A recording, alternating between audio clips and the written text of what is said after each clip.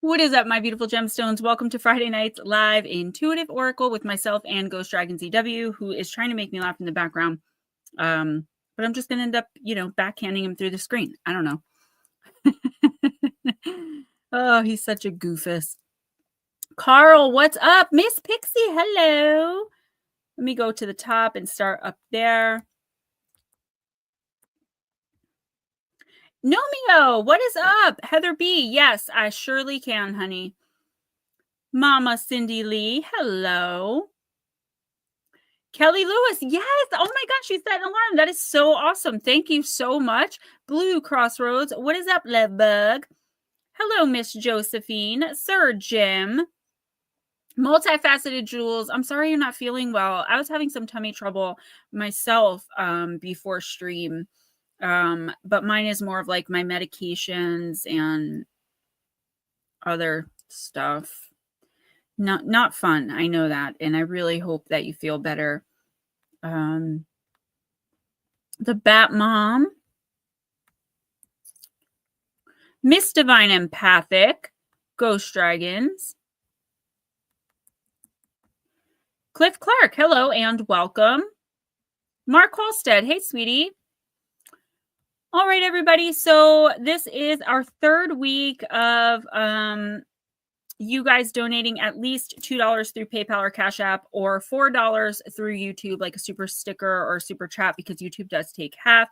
It's going so well. Of course, if you're a member, you don't have to donate anything, and you actually end up at the end of the month saving like $3. The reason I did this is just because I needed to make a little bit of extra money, and I really do feel a lot better at the end of it, because I feel like, okay, like I always feel good at the end of the stream, but now I'm like, yes, I worked for like 3 or 4 hours and I got paid. And then it doesn't matter if it's like ends up with $6 by the end of the night. It's something. And I do appreciate it, guys. I appreciate the fact that you're also patient with it, that you all went along with it. And you guys just moved right into transition with it. And it means the world to me. And I just want to keep acknowledging that.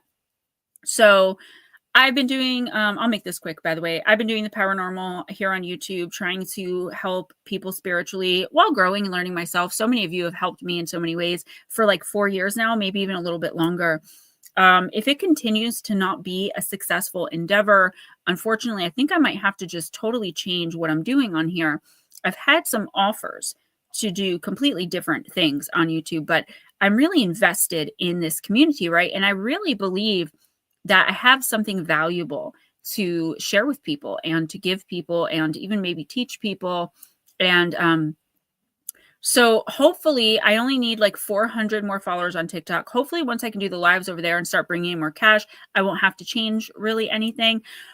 This will be our last Monday for a while with no 11 a.m. upload. I'm finally caught up. I just finished everything I had to do, except for I'm like 2 stories away from finishing the book, but everything else is all caught up. So this coming week, I will be able to write the script and do that and get you guys your regularly scheduled 11 a.m. Monday morning upload. Life with Bobby, thank you. Yeah, what I was offered was way more divisive or divisive, however you want to say that, than this. And I just wasn't sure I would want to lose so many of you, even if it meant within, maybe 6 months, I could probably hit 100K. Someone had been following my comments in a different genre of YouTube. What's up, Jason? Hey, Melissa Nicole. And they actually reached out and they're like, your opinions on this are hilariously cruel. And I was like, thanks. And they're like, yeah, we could sponsor you to do all these platforms and all these different things. And it's not really something I'm actually considering right now. I just really love you guys so much. So if you guys do pray that this just becomes a little bit more lucrative for me as far as finances, because I'd like to stay where I am. I'd like to not have to lose half of y'all at least and get a whole bunch of new people in here. I mean, I feel like we're a big family. So again, sorry there's going to be no Monday upload, but it took me a while to get caught up after having all of those days off and then being sick in the middle of it. It was a lot. Anyway, I hope you all had a great week. You're going to have an even more fabulous weekend. Somebody just came in. Jarvis. All right, let's bring in Ghost Dragons. Oh, and like I told you guys, since I've upped my prices of my personal readings, I have not sold a single one, which is totally okay. I know how the economy is, really know. But I do barter with people. So there are two people that I'll read for them every month, and then they will send me stuff off of my wish list in payment, because maybe they don't have PayPal or Cash App or Chime or really don't want to use those things, but would have no problem sending me through my wish list. So for the first time since my birthday in March, we have a new deck by my favorite Oracle deck author and my second favorite deck artist in general, Lucy Cavendish and Amy Brown. And this one is called Sisters of the Sea. The person did not put their name with the gift, so I don't know if she wants me to announce that it was her. So just not going to do that. Let's bring in Ghost Dragons and let's get this party started.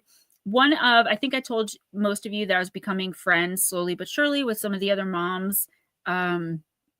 And one of them did order a reading from me, and she's just so excited. She had a familial visit through the reading, and I've been getting to know her a lot better, and she's kind of getting to know who Gemma is versus the mom that she sees at the school events and hangs out with at the birthday parties. So she might also come in tonight. So that's going to be really cool if she does. I'm so glad all of you are here. There he is. Say much. No, I can't talk. That is right. Guys, I forgot to mention Ghosdragonzw had some just nothing major, just some throat issues when he went to the doctor last week or earlier this week, which is why there was no stream last night. So he's probably going to talk even less than he already does, because he is having some pretty severe issues with his throat. Again, nothing like deadly or dangerous, but just like a lot of pain, I think. Yeah, save your voice, Ghosty. Absolutely. Tyson fight starts in 45 minutes, so I'll be in and out. Yeah, no problem. We do have a timestamp already for Miss Heather, so we can do that. And yeah, and Tennille and Casey, as you know. And let's get started. Why not? Guys, if you're not a member and you want a reading, just put a $sign in the chat to let me know that your donation came through, because that way I don't have to keep like looking at my phone. If you say you sent it, I totally believe you. I'm sure you're not trying to dupe me over $2. So yeah, just you got to put at least 2 in my PayPal or Cash App or Ghosdragonzw's Venmo. And yeah, only if you're not a member though. So. And blues first. Okay.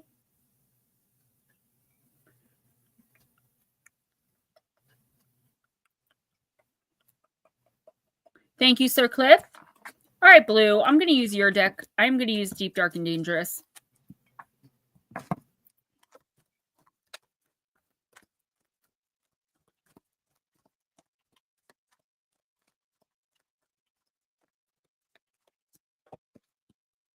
Okay, you got the Fetch, Dangerous, 37, and it is the Mirror card.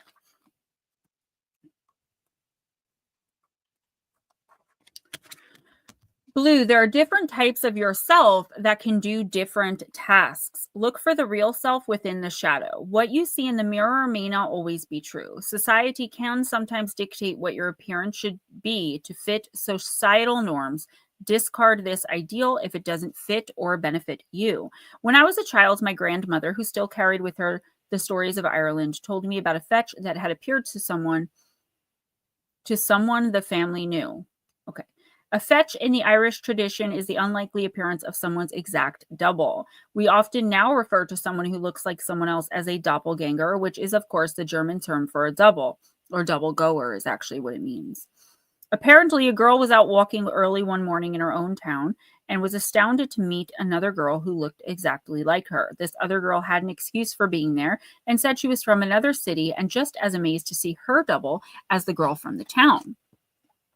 The first girl invited the second to have dinner with her family that night. She wanted to show this mystery girl to her family, knowing they would be amazed. She shared her address and gave her a time, and they agreed to meet. When the girl returned home to get ready for work, she told her mother about what she had seen. Her mother, knowing the lore of the fetch, was of course very afraid. She begged the young woman not to go to work because she feared for her, and explained that this person she had met, who was a mirror image of her, may well be the warning of her own death.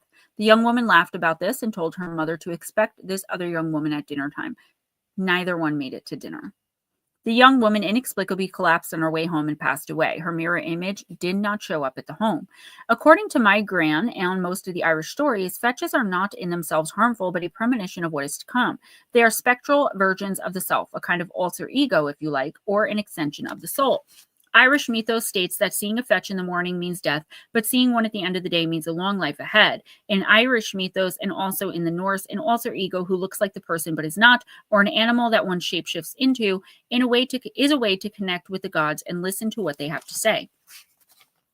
The idea of a double or another part of the self that has different jobs or tasks is not unusual in these traditions. We are not what the mirror sees. We are so much more than that. So your plant companion is mirror plant, which is Caprosma repens, and your crystal companion is pyrite. So yeah, I don't believe that this is talking about an actual fetch or doppelganger. It's talking about the different, I don't want to say versions of you, because I don't believe it's a version. I think a version is like, if I had a different version of me, that sounds like I'm playing somebody, right? Gemma is a different version of who I really am, a different part of me, outgoing, not really that awkward, totally different from who I am on a day-to-day, and not on purpose. It's just I give the energy that's necessary for the situation. I give the energy that I feel I'm receiving in any given situation. That's why if you ask 15 different people who met me in 15 different settings or ways, they might all tell you about a different me. And Blue, I feel like in the next 2 weeks, that's exactly what this is talking about. You may find yourself, I don't even feel like you're finding yourself playing more roles. What I keep hearing is tightening the reins. So kind of reining it in and letting certain people know for whatever reason, however this is going to come up for you. I'm not sure, but I feel like there's something's going to come up where you're going to have to let someone know, like, it's funny because I hear it I know what your voice sounds like. So I hear you in my head saying this, and it's just, I don't know, it's funny to me, but I hear you saying like, no. You have me confused. like somebody really thinking that something that they heard is absolutely the right thing. Somebody's definitely mistaking you. I do feel like it's someone new, maybe somebody you were trying to get to know, to create a friendship with, or to, I don't know, maybe someone at work, perhaps, that you thought, you could see yourself being friendly with. What's up, Anna? And anyone else who came in, I didn't see. But I feel like they are just not understanding who you really are. They are, and I feel like that's because they're not really in your vibration. They're a little more down here. And I feel like once you let whoever this is understand that they got the wrong one, it'll be fine and you'll be able to move forward. I don't see it as being like this big major thing, but I do feel the need for you to put your foot down and let someone know that something they heard about you is wrong, and you're probably not the right ones to either come to this with, go to for this, or mess with in some sort of way. I don't really know what this means, but that was fully channeled. So let me know how that goes. Yeah, Lotus Girl, go do your thing, honey. I know, sweetie. Look at that smiley face. Always kind of creeps me out because it's like I haven't slept in days, I smoked too much C word smiley face. I'm not saying that's what you did. That's what that smiley face reminds me of. It reminds me of a smoking binge, actually. All right, who's next? Hey, Raymond, thank you.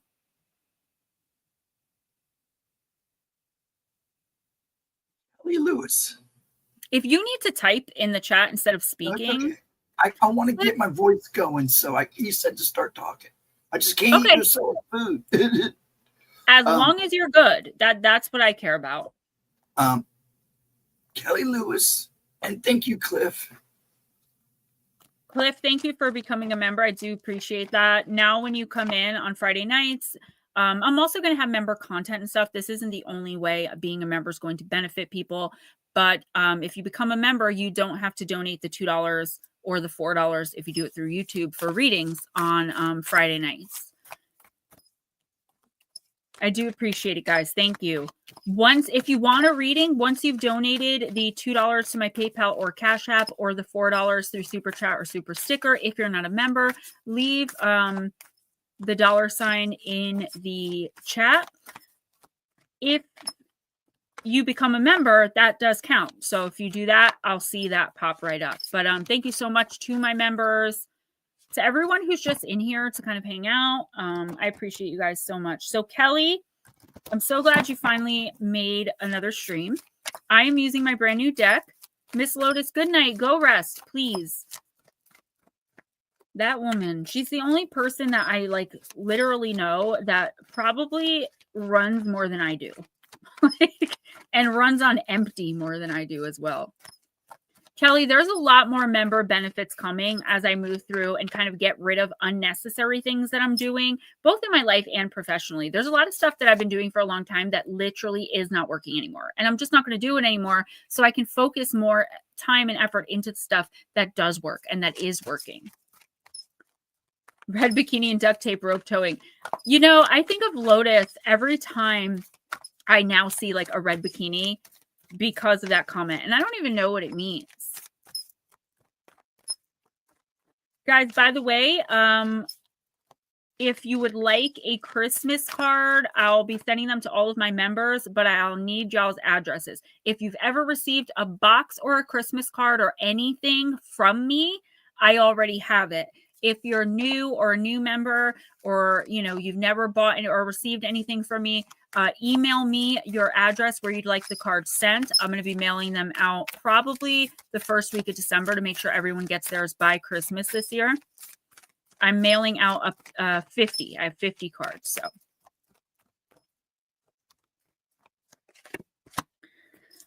All right, Miss Kelly, the gift of the pearl, card number 3. These are so Amy Brown. They're so beautiful.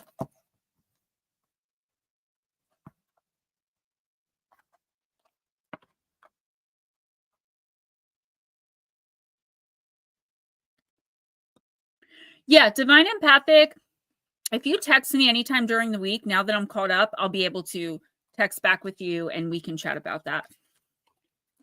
Let me know a little of what's going on. I'll let you know price. You let me know if that works for you and we'll figure it out for sure. Kelly, every mermaid has a precious gift within them, a pearl of beauty, love, and joy, whose essence is so exquisite that to receive it is one of the greatest blessings. When this blessing is given to the right person, it will be cherished, it will be shared, it will never be disrespected, and it will not be neglected. She's aware of the luminous gift she has to offer. Sorry, it's doing that with my lights.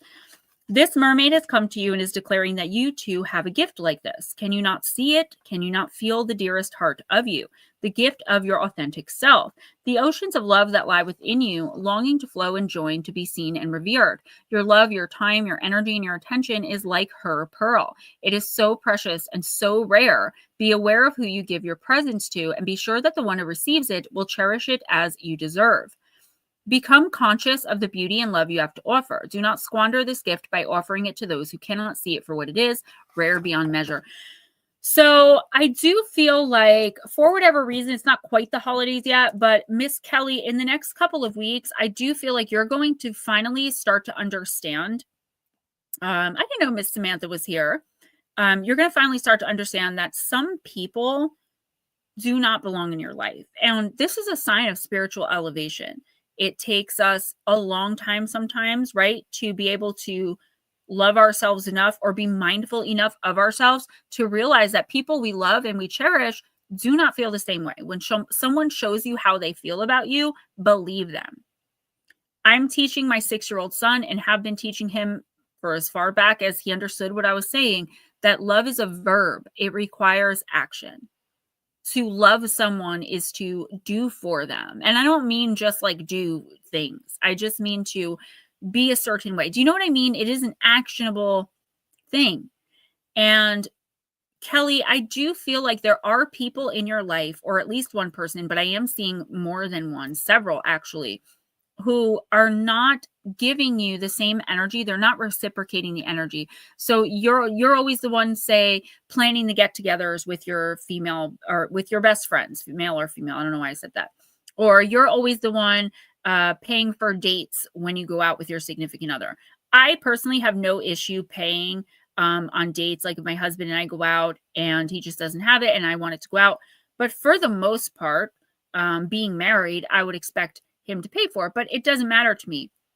I feel like there's someone who's taking advantage of your kind nature in some way. And intuitively, whether you're 100% aware that that's what's going on, I do feel like you have an inkling. You definitely are at least a little suspicious that somebody is using you for something or trying to manipulate you or trying to get you to enable them in some way. Your goal, I don't want to say your challenge, but your goal in the next week or two is to say no to this person. Okay? Tell them how you feel, or at the very least, separate your energy from them. By not being around this person or these people all the time as much as you possibly can, if it's people you work with, you got to figure that out. But otherwise, just don't be around these people. The less you're around them, the less normalized they could make this improper, abusive, and neglectful treatment of you. You deserve better. And I feel like for whatever reason, whatever work you've been doing, even if not, you are coming to understand that you deserve better in a particular situation.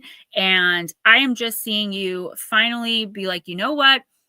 This person doesn't treat me like they like me very much anyway. So speaking my mind, they decide not to talk to me. Is it really going to be a bad thing? And I believe you're going to come to the conclusion that your life will probably be a lot less dramatic, or at least feel a lot safer. There's something here you could definitely do without this person, these people, etc. And in the next week or two, your message is to let them know you see them, or just don't be around them and see how much better you feel on every single level. Because I'll tell you what, you're not just thinking you deserve better, you do deserve better. That's it. We all deserve reciprocation of energy. I was taught, and I believed this for a long time, that in a relationship, there's always one person who loves the other person a little bit more. I no longer subscribe to that. I'm able to give just as much as is given to me, or that I need to take in any relationship. I want all of my relationships to be equal. The only relationship I don't want to be equal is with my kids, because I'm their mother. I should be doing more.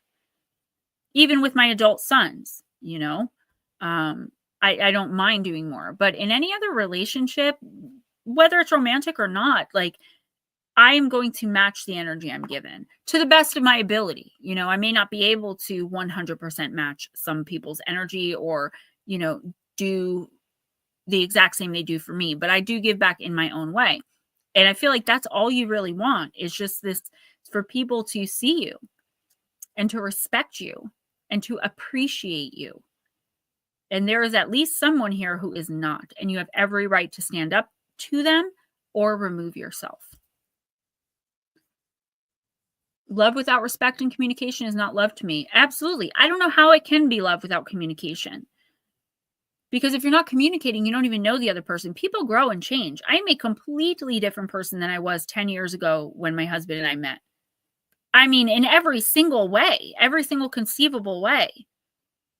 So if we're not communicating, and we haven't been, he doesn't know anything about me, right? I don't know anything about him if we're not communicating. And that's what's going on here. You're welcome, Miss Kelly. Thank you. Who's next? Jules.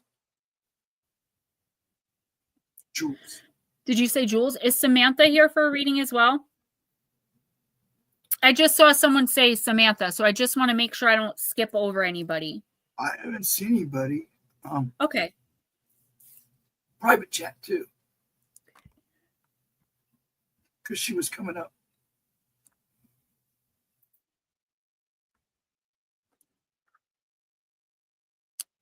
Give me a sec. I'm just deciding. I'm going to use heal yourself here. Okay, no problem. Melissa Nicole, how did I not know you had an actual YouTube channel until today? Like, I thought, and I'm like, wait, I know her. Miss Jules, I'm using heal yourself. I got you, Miss Julie girl.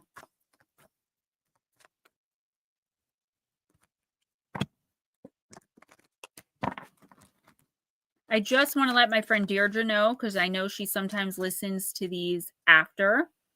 Get in touch with me, please, because I have your box that you ordered, and I'm ready to ship it out. I just need address confirmation, because I am doing a subscription box, guys, monthly. Yes, I know your birthday is November 20th, actually, because that's my daughter's birthday.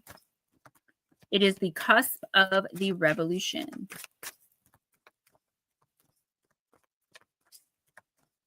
Doesn't matter how many videos. I have like more than 2,000 videos, and a lot of them are shorts, though. All right, Miss Jules, you got card number 15, Wild. Do you guys have channels? I guess like you can have a channel. My little guy, like 3 years ago, so he's like 3 years old. Now, you know, in order to have an actual YouTube channel, you have to have YouTube Studio. You have to go in and make a video public, like in order to, he did all of this by himself. The only thing I did at that time was I gave him a YouTube with his own email so he could have his own YouTube, so he didn't interfere with my stuff. And he went and posted a video of him singing. I had to take it down, and at 3. The other day, he found a phone on the ground, and my husband and I were like, well, it's password protected. Nobody was around. We were like, I guess it's nobody's. Password protected. He can't get into it. He can't use it. So yeah, and we're like, dude, you can have it. No problem. Within 15 minutes, this child figured out how to factory reset the phone, hook it up to Wi-Fi, and download an app so we can get his own number. He was calling me within 15 minutes of getting that broken password protected phone.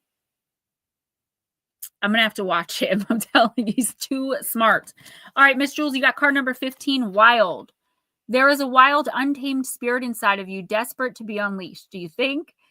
Free it and claim the gifts of energy, power, passion, and creativity that it offers you. Through suppressing your wild, succulent, outrageous, and untamed self, you dull your senses and crush your creativity. You shrink, lose your energy, and become depressed. Your relationships suffer and your rage will grow. You will become ashamed, hostile, cold, boring, over-serious, and even scared. Stop taking chances and living. You stop taking chances and live in mediocrity, constantly trying to protect yourself. The truth is that no one can judge you, punish you, or hurt you as much as you can. Give into your wildness and stop living a sham. This part of you is sensual, provocative, truthful, courageous, bold, passionate, and alive. Set it free. And this makes total sense. A lot of us, women particularly, females particularly, but men are going through it a little bit too in this new year. And it happens yearly, kind of, with this rebirth, reinvigorating type energy. Where, just like I said to Blue Crossroads, like we all have all these different parts of ourselves. And in trying to please everybody and try to make everybody like me, I have suppressed the side of myself that is a little bit wild and crazy, and that will tell you to go F yourself if you get on my nerves, right? And I've come to realize, I think a lot of the reason why my channel has suffered the way that it has at times is because I probably come off to people who don't know me as inauthentic, because I was being inauthentic for a little while, not to purposely go out of my way and manipulate anybody, but because I wanted so badly to be like, look at me, you know, I'm friends with everybody, like me. And I just realized that's just not possible. Like, I'm going to be who I am because I am kind-hearted and I would, you know, do anything for everyone, but I have boundaries now. And I feel like that's what this is talking about. Jules, I feel like you just are looking to find, or you need to be looking to find, this balance of like, come at me the wrong way and I will definitely cut you, and like, I'll help you and give you the shirt off my back if you need it. There needs to be a balance there, right? You can't be all of either one. You have to be a little bit of both. And you are a little bit of both. You are kind-hearted and you're a badass and you're not to be messed with, but you do have a giant heart. I feel like because of the people that have tried to take advantage of and manipulate your kindness and your caring heart, you're moving more and more towards the savage part. And this is the universe saying, hold up, embrace all parts of you, find like an equilibrium between them. I don't know if that was the right word, but like an equality between them. Because every single part of you is still you. If you start to lean too much into one part of yourself, and God forbid something happens to you, your soul will split. And part of it will stay here. If it's the savage part, look out to the humans. If it's not, look out to you, because you will be a saddened soul wandering around like what happened. And I know that sounds kind of morbid, and I'm not saying something's going to happen to you, but if we embrace all parts of ourselves, each part will call in a person or people who are drawn in and connected to it. And then by process of elimination, we end up with our soul family, our soul group, our soul mate, possibly a twin flame energy, because we find people who are the same in equal measure. Does that make sense? Don't suppress any side of yourself. And I honestly feel with this card, like the feeling I'm getting, Jules, is like the badass in you needs to come out a little bit more. Not that you need to be rude or mean. It's the boundary enforcing. The part of you that doesn't care to say, no, you screwed me over. You know, I forgive you, but hell no, you can't stay in my home. Or you know, no offense or anything, which I hate when people say that because it's always definitely followed by an offensive comment. But to say to someone like, you know, not for nothing, but I don't know you. I'm not going to bring you to my home. A lot of us wouldn't even go so far as to say something like that for fear of offending. I know I always had a problem with telling people like, no, I don't want to hang out with you. Or like, no, guy, thanks for the drink, but I don't want to, you know, come hang out at this party with you and your friends. Because then what? I'm a B word. We have to come to terms with that part of ourselves too. The B word. Jules, don't let anyone take advantage of you. You know exactly what's going on. There's nothing wrong with you coming out and saying, look, mofo, I'm on to you. Don't let the door hit you where the good Lord split you.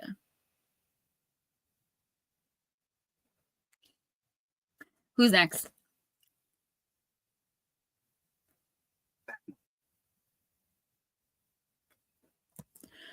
I'm sorry, Batmom. Josephine, you are coming up, so let me know if you made the minimum $2 donation yet, hun. Batmom.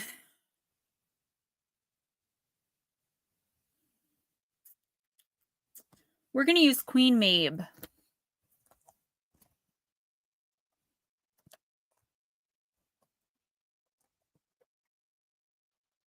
Knock off heads. And there's nothing wrong with that. I think the reason this is coming up for you is that in the next couple of weeks, I feel like one person in particular is going to get you to the point where you're no longer going to be able to play nice with them. And this could end up like our next few weeks of readings are going to be like, who is this person that's looking at you sideways? Because you're going to make some enemies. But it is okay to make those enemies because your authentic self made them.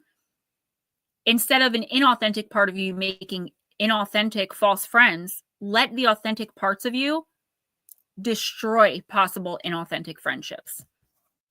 That's actually pretty deep if I had a better way to say it. Already out there, the heads are about to roll. Anyone want to play soccer? I love it.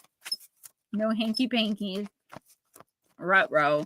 We're using Queen Mabe, Miss Batmom. Yeah, Edna's boot camp.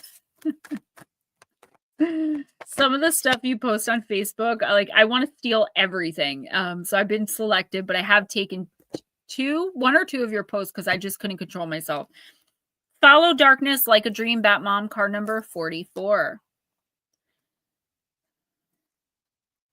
Melissa Nicole is going and growing through a beautiful transition and awakening. By this time next year, she's going to be a brand new woman. Thank you. I do appreciate it. And same. Batmom, master your fear, explore your shadow. The darkness is sacred. The night holds beautiful secrets. There is a unique healing quality to the cool light of the moon. One cannot fully appreciate the day without the profound renewal of night. Devotion to life is not complete without devotion also to death.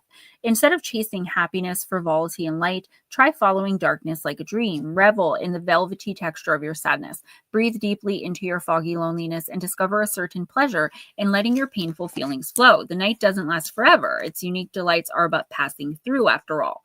Seek and enjoy the aesthetics of the dark. Wear or decorate with dark colors, moody styles, maybe some gothic imagery, or incorporate them into your artistic medium of choice. Play or listen to music that's mysterious or even macabre.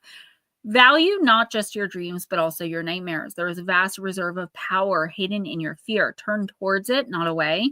A reoccurring nightmare, much like a persistent worry, is an opportunity to practice mastering and moving beyond your discomfort and dread. Be willing to look fear in the face again and again for as long as it takes. With each jolt of terror you lean into, your fright will diminish and your courage will steadily prevail. Similarly, your sensitivity can feel like a burden when you feel the heartbreak of the whole world. But when you learn to hold that pain and be with it, your spiritual wisdom will deepen and your psychic and intuitive abilities will increase.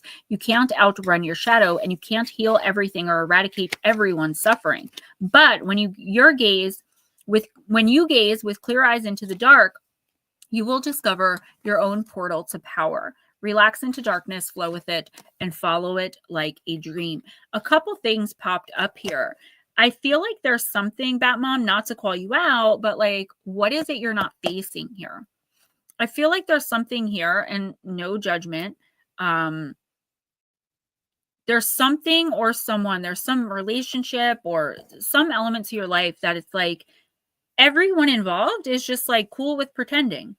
I don't know what this is. Like, for example, say, I'm just using this as an example, say that your mother-in-law is a real witch and she totally berates you every time you're around. She's mean to the kids. She's just nasty. But around newcomers, she's really nice. So everybody pretends that she's the perfect mother-in-law all of the time so as not to offend her by telling her what you really think about her, even though everyone, including her, knows what she really is. There's something here where like everyone's just going along. You can't do it anymore. I feel like there's a particular situation in your life right now that you are very, very unhappy with and unhappy within. But it's like you're content in a way. And again, no judgment. I really do understand this. You're content in a way. It's easier possibly for everyone to just act like everything's fine. Does that make sense? Kind of like we do with addicts. I'm not saying you're an addict. I'm just using this as an example.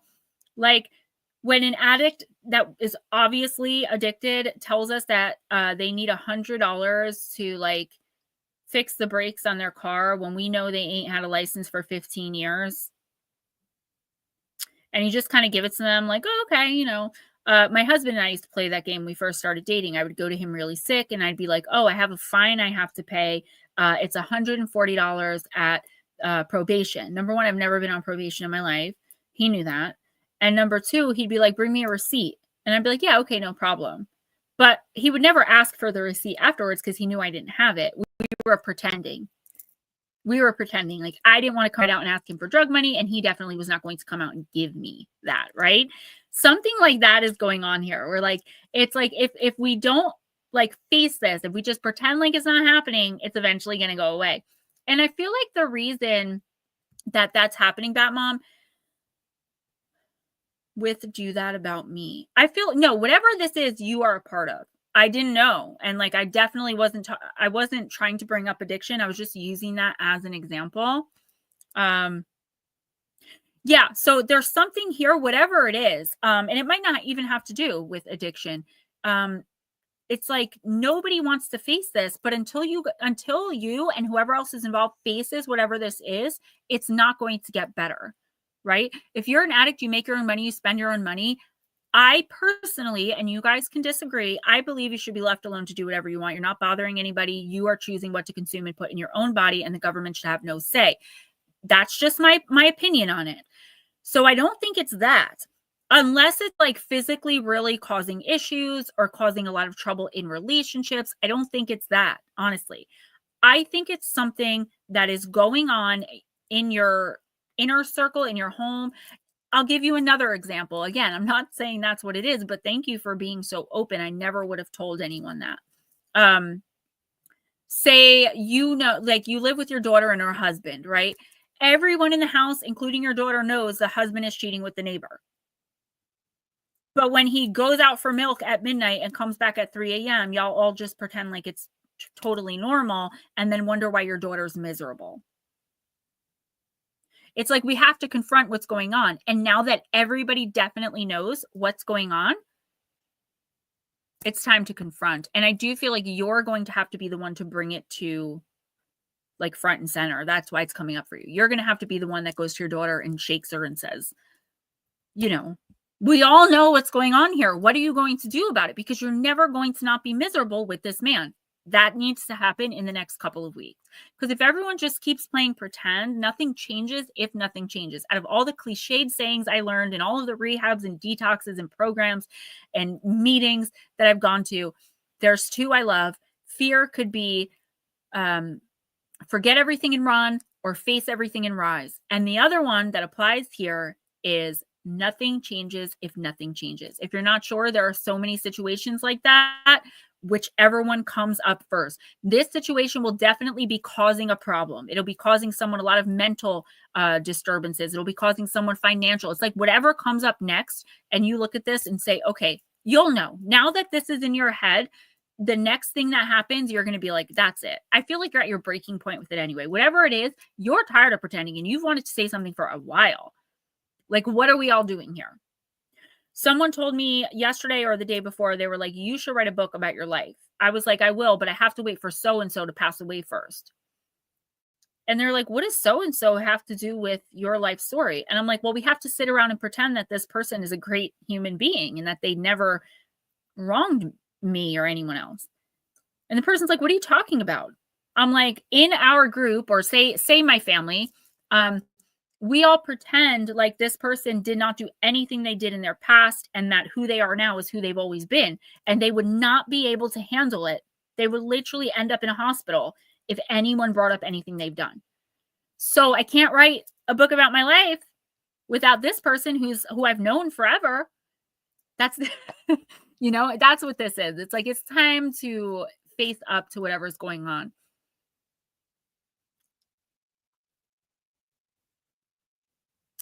The only thing you need to change is everything. That's the thing for like me. I feel like I've changed every single thing about myself.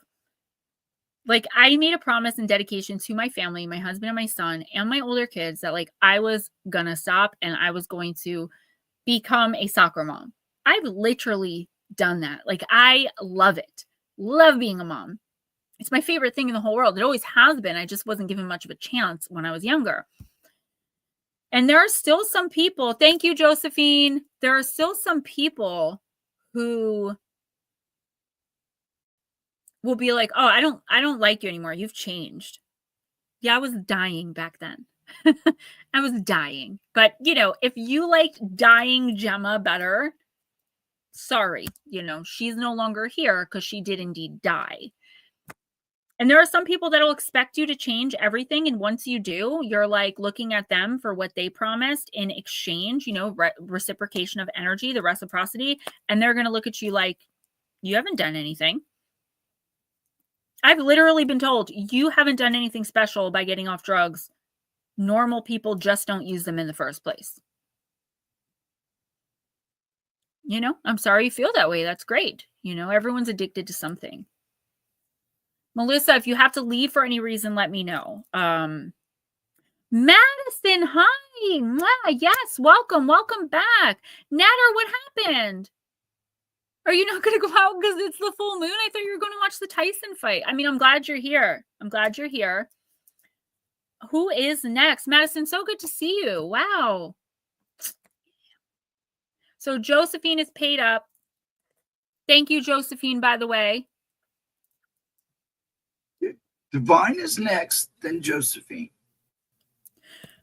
Netter, if you want a reading before you leave, let me know.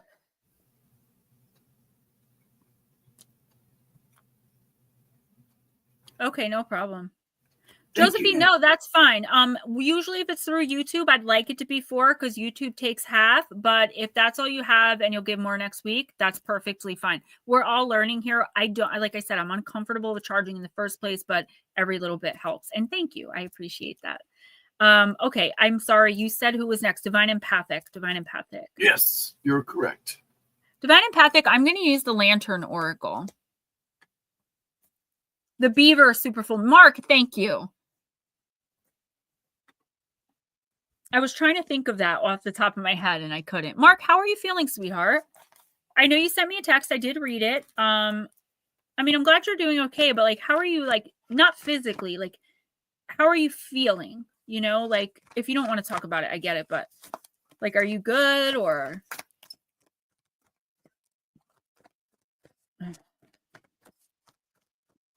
All right, Miss Divine. Good.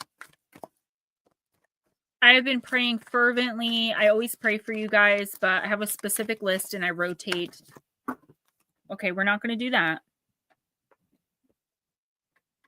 Yes, they call it the beaver moon because the beavers all come out at night when the moon is full and chew up all the trees. What is happening? Oh, there we go. Okay. You know who I haven't heard from in a while, and I should really reach out to her, but like, I'm so awkward. Darling Depp. I wonder how she's doing. All right, Miss Divine.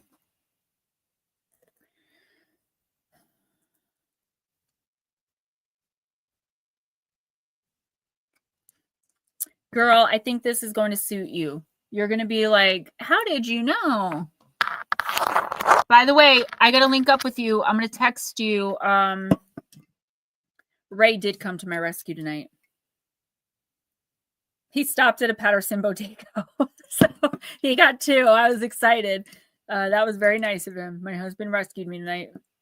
I'm gonna message you, Divine.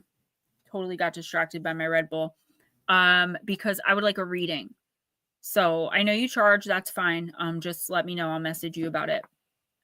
Maybe we could work something out where like I'll take the price off of the Christmas box, something like that, but I'll hit you up.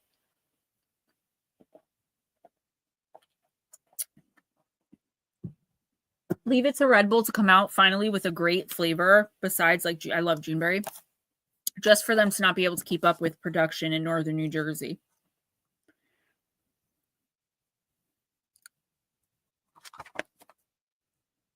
Netter, I am cutting down a lot, only because with the amount of yoga I do with focus on core, I should be skinny as all heck right now. And I know it's the Red Bulls that are keeping the weight in my tummy.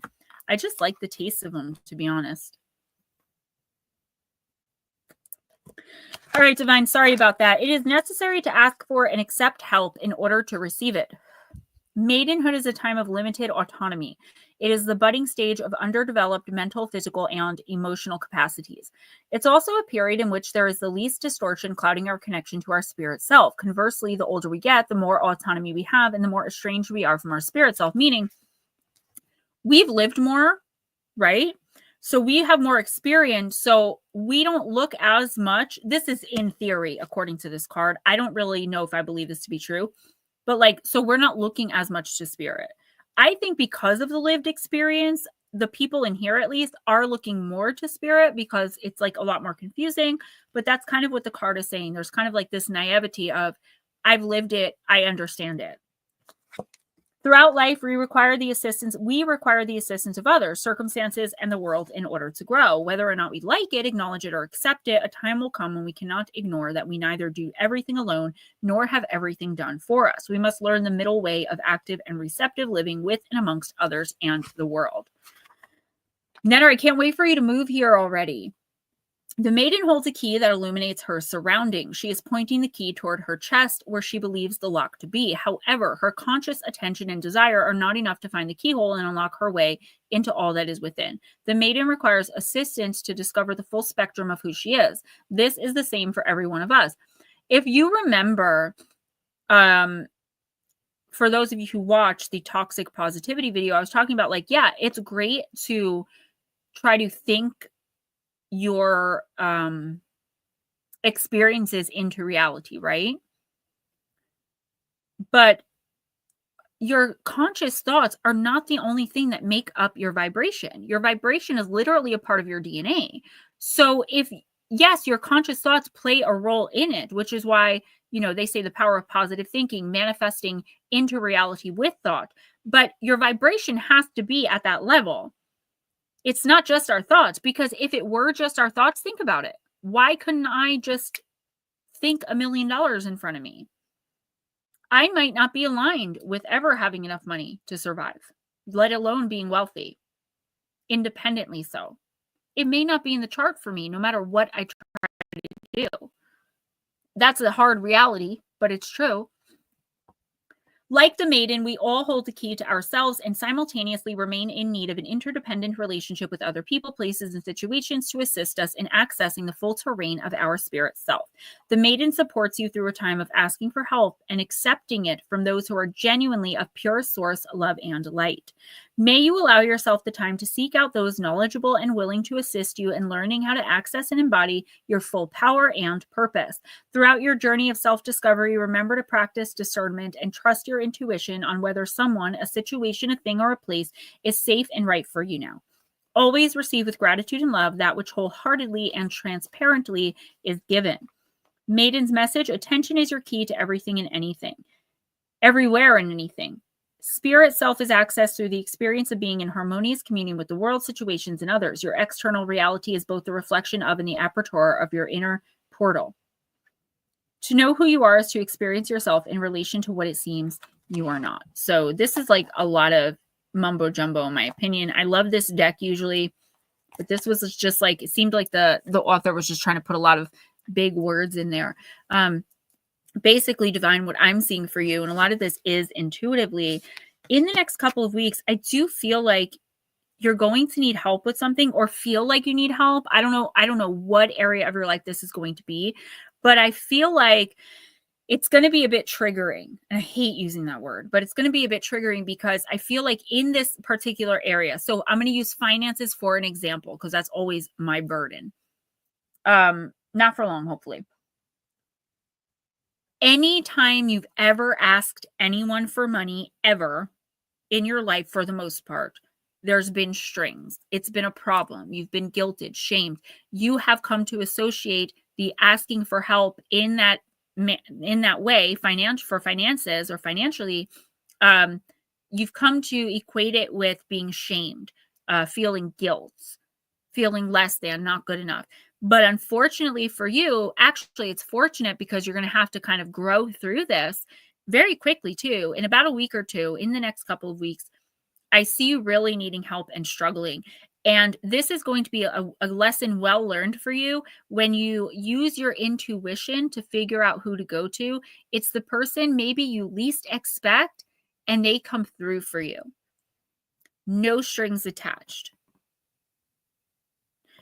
There are really, truly people in this world that, even if they do have something they want from you, who will help you regardless or not if you're going to give them what they want. They genuinely care enough about you, or just people in general, that they just want to help. We don't meet people like this often in our lives. When we do, we have to find a balance of not asking for too much, right? But for right now, divine, I feel like help is going to come out of the woodwork for you. And it's going to be uncomfortable, maybe, and awkward. And you are going to have to feel those feelings of guilt and shame, whatever the feelings are that are triggering, that are attached to asking for this particular kind of help. But you're going to receive the help, and it's going to be healing for you, because you're going to understand that all those other times were wrong. You were not helped. You were not helped. I don't know what that is when someone gives you something, but they're so bitter and like angry about it, or it's transactional. I'll give you this if you give me this. You know what I'm saying? You're looking for help that's not transactional, and that eventually you'll be able to repay in kind, but you don't want it like contracted. Like, if you do this for me, I'll do this for you. Like, you don't want that. You just really need help. And actually, I don't even know if you're going to have to ask. I feel like there's just something going on. Maybe you're going to mention it to someone, and help in a particular situation that you've been struggling in is going to come from out of the blue. Listen, even if you're triggered, what's up, Smoochie Girl? Even if you're worried or feel uncomfortable, the universe wants you to take it. Take the help and let it heal you.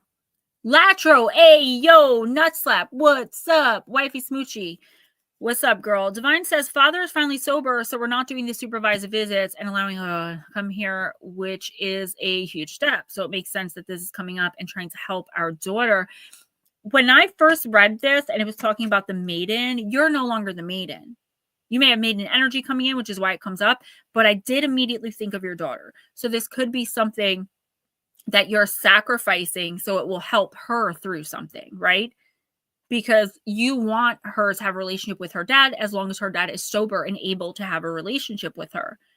That also has nothing to do with a relationship with you, right? You have a co-parenting relationship. That balance, I don't envy you. I've never been able to find it. I have kids, aside from my husband now, with men who just either they've passed away, or they absolutely hated me from the second we split, kids or no kids.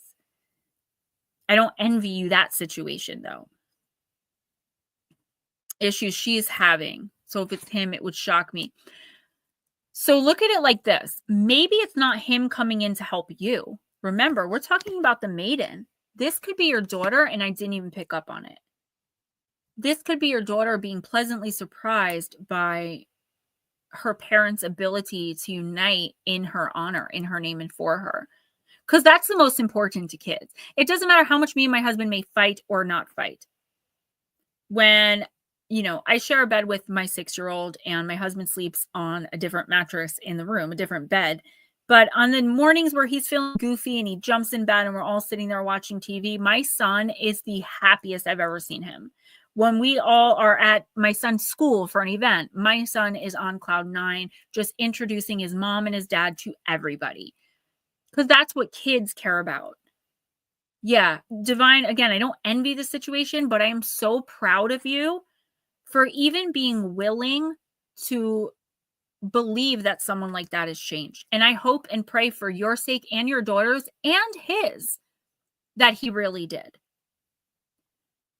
Just keep an eye on it, right? Make sure that your daughter is happy and is well adjusted. You are an amazing mom. I know that because I see energy, right? You're a great mother. I've spoken to you privately, maybe not recently, but in the past. And I know you would do anything for your child, like we all would. So I think you are it's such a huge thing to be able to take someone who abused you, who's in addiction, and be able to say, I can put all that aside, right?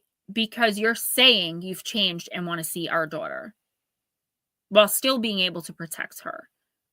Yeah, he came to parents. See what I mean? Kids don't see it, and they just see black and white. Like, you guys are my mom and dad, get your poop together, right?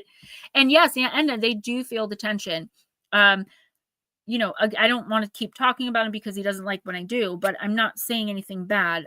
If Ray and I have an argument, because every couple argues, I notice that my son gets more like the other day, Ray and I, we don't scream. He doesn't scream or yell. Like, I've never seen the man scream or yell, not at me, but he was raising his voice and I was raising my voice, and it was a little heated. So we separated, which is what we do. He'll walk this way, I'll go upstairs. But I noticed that my son was getting frustrated with like small things, and like he couldn't get like his little keychain hooked to his pants, so he was slamming it. And that's just not how he acts. But it immediately hit me that the tension between he and I has now put stress on our little guy. So I quickly came back downstairs and we talked. We made sure we gave each other a hug in front of him and walked him out to his bus so that he didn't have a bad day. You don't realize, Bat Mom for sure. You don't realize how much it really does affect them, their little minds, he had to draw what he was grateful for today. He could have chosen a PS4, a PS5, a projector TV, a Nintendo Switch, 6 ATVs, dirt bikes. He could have chosen anything. Do you know what he drew a picture of? Him, me, and his dad all smiling. That's what my son is most grateful for, his mom and dad.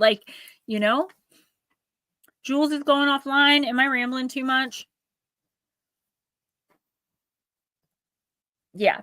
Especially when you have a sensitive kid. I think most of us do have kids that are at least sensitive in some way. I mean, all kids are very energetically open and receptive, but some kids really, to a degree where it will affect them in that way. I don't ever want my son to feel like he has to cheer me up. I'm a grown woman. I make him feel better. You know what I'm saying? But he always knows if I'm upset about something and trying to hide it, it doesn't matter if I'm crying or not. He will immediately know. So I try to keep my spirits up. And who knows? I really do hope people do change. I mean, I changed everything for the better because I wanted it bad enough. So, benefit of the doubt, man. I'm proud of you for being able to do it because I honestly don't know if I could. But, great. Who's next? At first, hello, Smoochie, Latro. Nut slap. I understand that slap is taken care of, right? Yes. Okay. Hello, daughter of mine. Thank you and congratulations, sweetie. Josephine is next.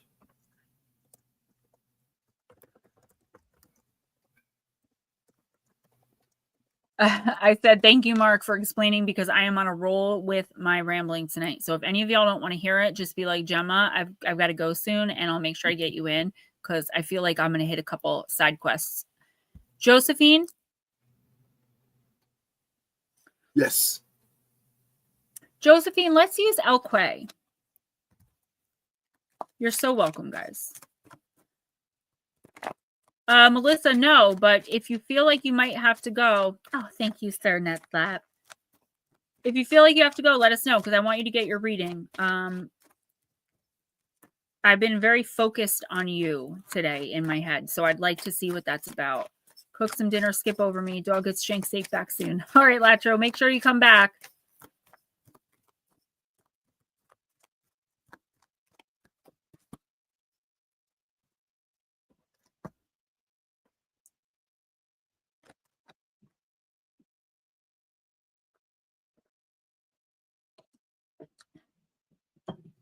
Yeah, Nutslap and Net are paid beforehand, and if Alexander Yu comes in, he paid beforehand. He might not even come in. He just and Latro donates study. And Latro, yes. Well, I'm not talking about just a weekly donation. I'm talking about paid before the stream. Because if you pay me in advance on Monday, I'm not going to remember. But if you pay me on Friday, that definitely counts as your thing. So I'm just letting people know why some people are okay. It's because they paid me before stream. I'm not playing favorites. The only favoritism we will get is birthdays. Okay, Josephine, Abanalaka, she who battles, justice, fierce, and commitments. And I think if you've been a member for 3 months or more, I'm going to do everything I can to send you guys birthday cards. I think that would be nice. If it's possible. It's not going to be possible because members switch and change. That's why I said if you are one for 3 months, I'll do my best to try to remember that. I really want to start taking better care of my members because you guys carry me. And so many of you became members before this stream. Do you know what I'm saying? For this stream, I mean, worried about Buster. Brian is on travel. Oh, no. What's going on, Miss Pixie? Kitty cat's sick. I don't think he's going to make it. Aww. Oh, yeah, and I wish I could. Maybe I will on break. All right, Josephine, thank you for your patience. Justice, fierce, and commitment. Abanalanka, she who battles. I can't say this dang name. Abenalaka, she who battles, appears. You would do well to gird your loins. That sounds gross. Abanalaka is the Zulu word for fierce. She is not one to take the easy way out. Her preference is a dead-eye stare straight into the depths of whatever or whoever challenges her. Her bronze armor and war ribbons match her ferocious gaze, yet at the same time she wears a soft white dress that billows in the breeze, and she holds her sword back.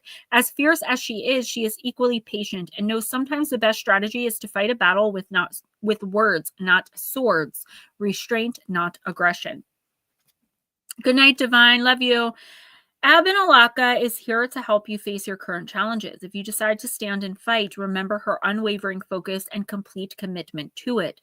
Abenalaka knows if she is first victorious in her heart, she cannot be beaten. But there is a great saying, you do not have to attend every argument to which you are invited. You are not diminished by refusing to do battle. Often it takes greater strength to lay down your sword. By doing so, you may learn something that changes the entire scene. Your enemy may turn out to be a friend or a teacher rather than a taker. Whichever path you choose, stay fiercely committed to your decision.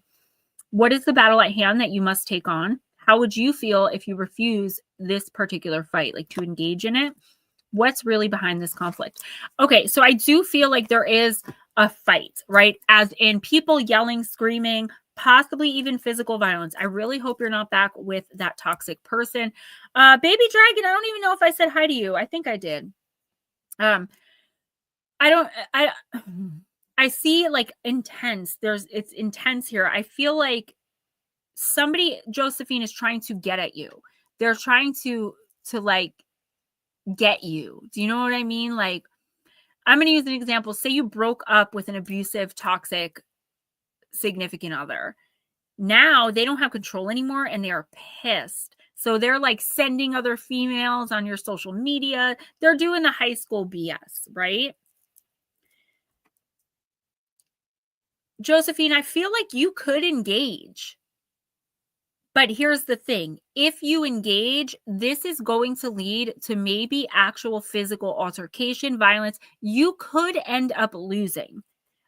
Whether it be a physical fight, you could end up arrested. Somebody here is going like full attack on you. And I do feel like it's out of spite or vengeance.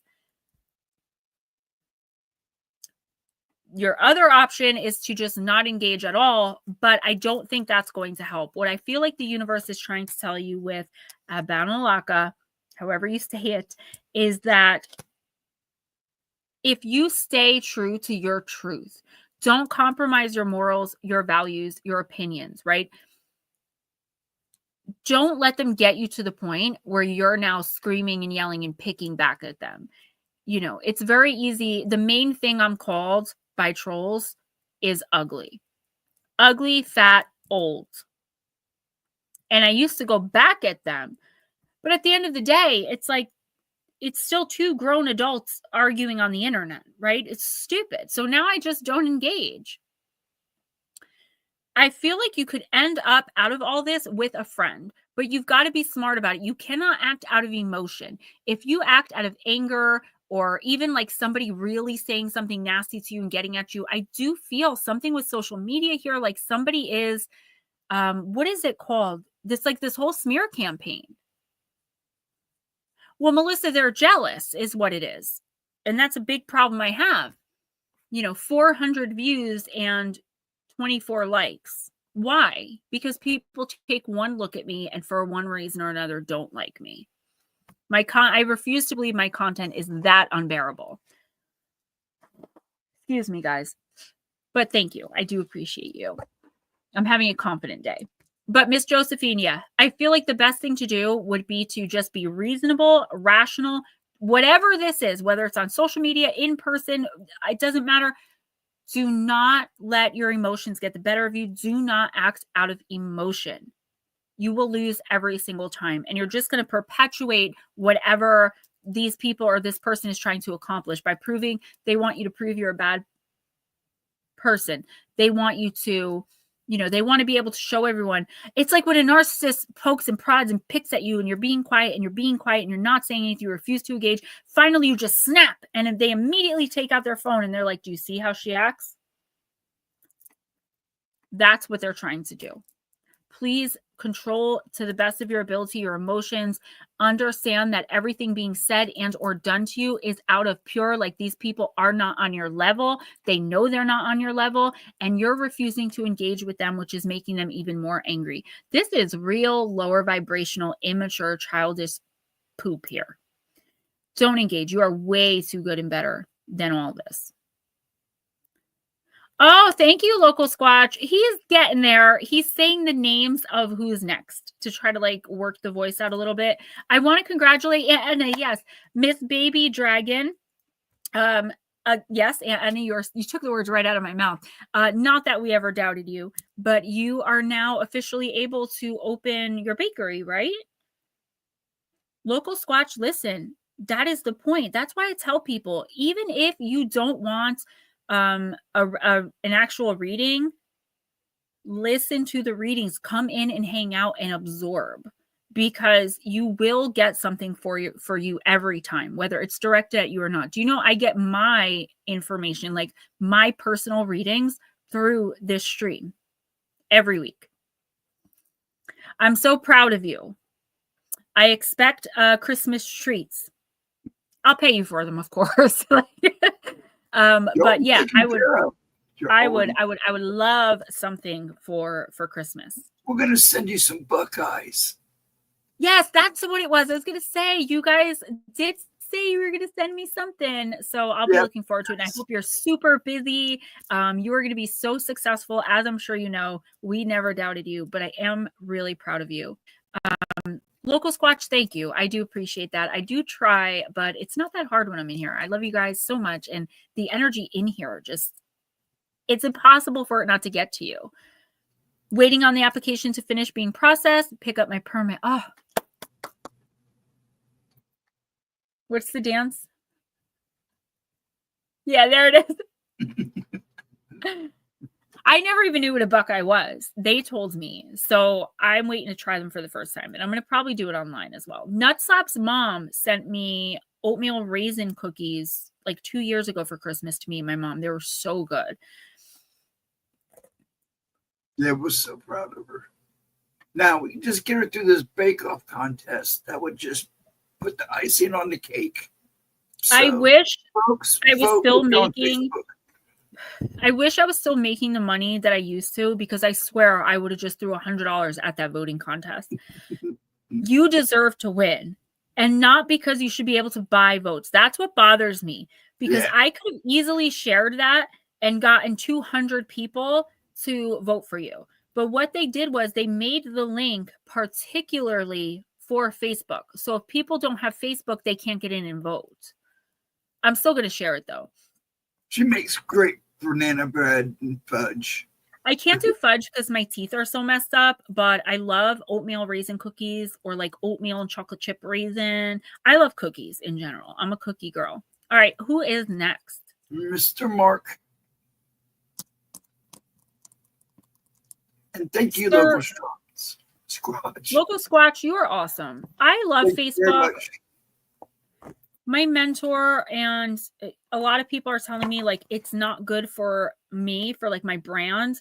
And I've been so lazy. Like I have to separate Gemma Jade, the brand, from my personal page. Like there's family pictures on there. I know it's not, and not because most people are like, oh, it's dangerous. No, it's not. None of my personal information is there. It's just, it's a different side of me. Do you know what I mean? Like I'll still share Gemma Jade stuff on the personal page and still have most of you on there. But like, I don't think I'll be trolled as much. When I was just me before Gemma came into the picture, I had 200 friends on Facebook, if that. Now I'm at 5,000 max and have 5.4K followers. I don't know who they are. That's why I don't do Facebook Messenger. Mark, I'm using Celebrity Spirit Oracle. Gnome cookies. I'm a cookie girl in a cookie world. They copyright now. You know what's weird on my YouTube shorts I've been noticing? I have that many followers on my Mr. Duffy 81. I'm gonna have to check that out. On YouTube on my shorts, I'll have 5 likes, 4 comments, and it'll say 1 view.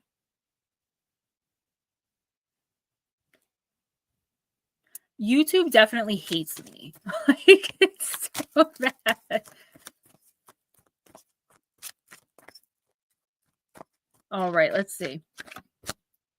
Kobe Bryant, share your knowledge, Mark.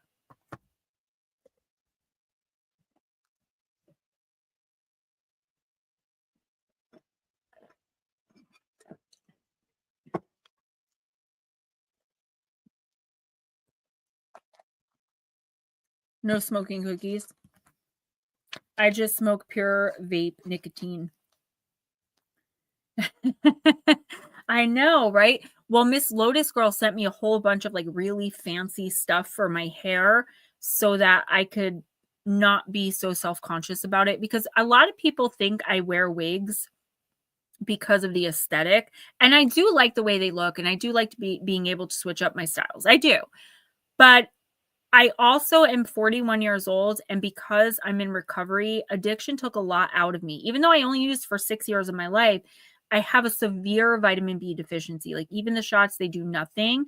So my hair is like over on this side. There's no hair on the side. On my hairline, I'm missing a big chunk of hair right here. I'm very, very self-conscious about my hair.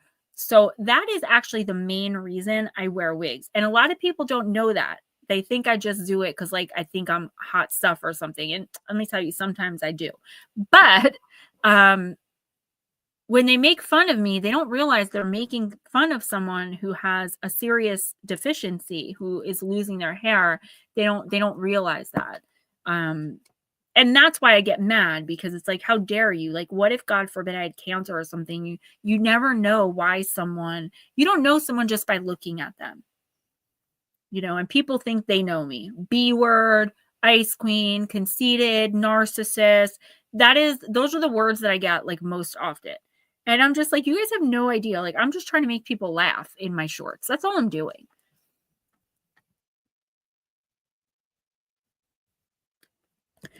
Mark, it actually does.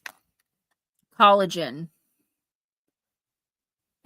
Thank you, and I might be one day. I really am having some issues with my hair. But Lotus Girl sent me so much stuff. I'm so excited. She sent me a big thing of castor oil too for my eyebrows. Like, look at my eyebrows. These are not the eyebrows of someone who isn't losing their hair. Like, that is not on purpose. They're crooked and patchy. You'll laugh in my shorts. Ooh, baby. Or Mark, sorry. Thank you for your patience. Hero, ruler, also athlete, warrior, and role model. So these were his life themes.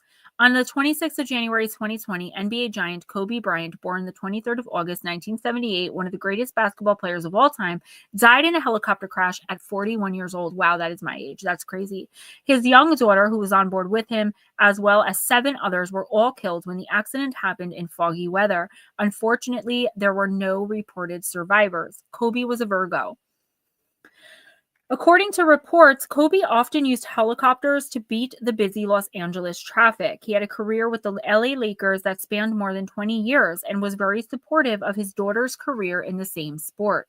The message: support the new generation of our children, as they are the real stars of this world. I'm biting it. I'm biting my tongue. I had no idea who Kobe was until I heard the news on television, and I am not a basketball fan. I had Kobe appear in an apparition suddenly one morning, standing right next to me while I was on a bus and on my way to do some shopping with my husband. I hate when they do that. They just pop in. When I tuned into him, he asked if he could be included in my card deck, as it was his mission to be remembered as helping children to help children. Kobe's reason being that he was very supportive of children's sport and the game. One of his greatest loves was his own kids, whom he adored. When he died, he said he was with his daughter, who was still by his side, safe and doing well with him in the spirit world on the other side. I usually can. I've gained a lot of confidence being Gemma Jade. If you have received this card, Mark, many people who know you may look up to you, as you are capable of great feats of strength or skill. Through this belief in yourself and your own determination, you are able to confront any obstacle in your life with great success, no matter how difficult or complicated your situation is. This is absolutely on point. No matter what life throws at you or how you're tested, you have this innate ability and spiritual power to rise above your fears due to your belief in yourself, the outcome, and your capabilities for your empowerment. Understand you are a valuable asset in many people's lives. Mark, I do feel like with everything going on with you physically, there could have been, or there still is, a lack of, I just had the word. Give me a second, guys. A lack of, I lost the word. There could be a lack of like understanding in yourself. Like, this is happening to me, so now I have to give up. A lack of awareness of the fact that just because physically you aren't in the best shape, I know that's, like, to say the least, understatement of the century, that's not all there is to you. Just like our conscious mind isn't that all that is to our vibration, so we can't immediately think things into action. We have to put the steps. There's still so much more to you that you have to give. And if you shut down, other people around you are going to suffer for it. Oh, Local Squatch, you're so sweet. You all are so sweet. Thank you so much. That's why I love this stream. This is the universe telling you, Mark, like, all right, yeah, like, this is bad what's happening, right, with you and to you. But you have so much knowledge of spirit, I believe, and you're so elevated. I don't think you even realize to the extent that that is, right? There are people around you, whether you realize it or not. No, Netter, but if you have to leave, I'll do you next. Whether you realize it or not, that have a lot to gain from, like,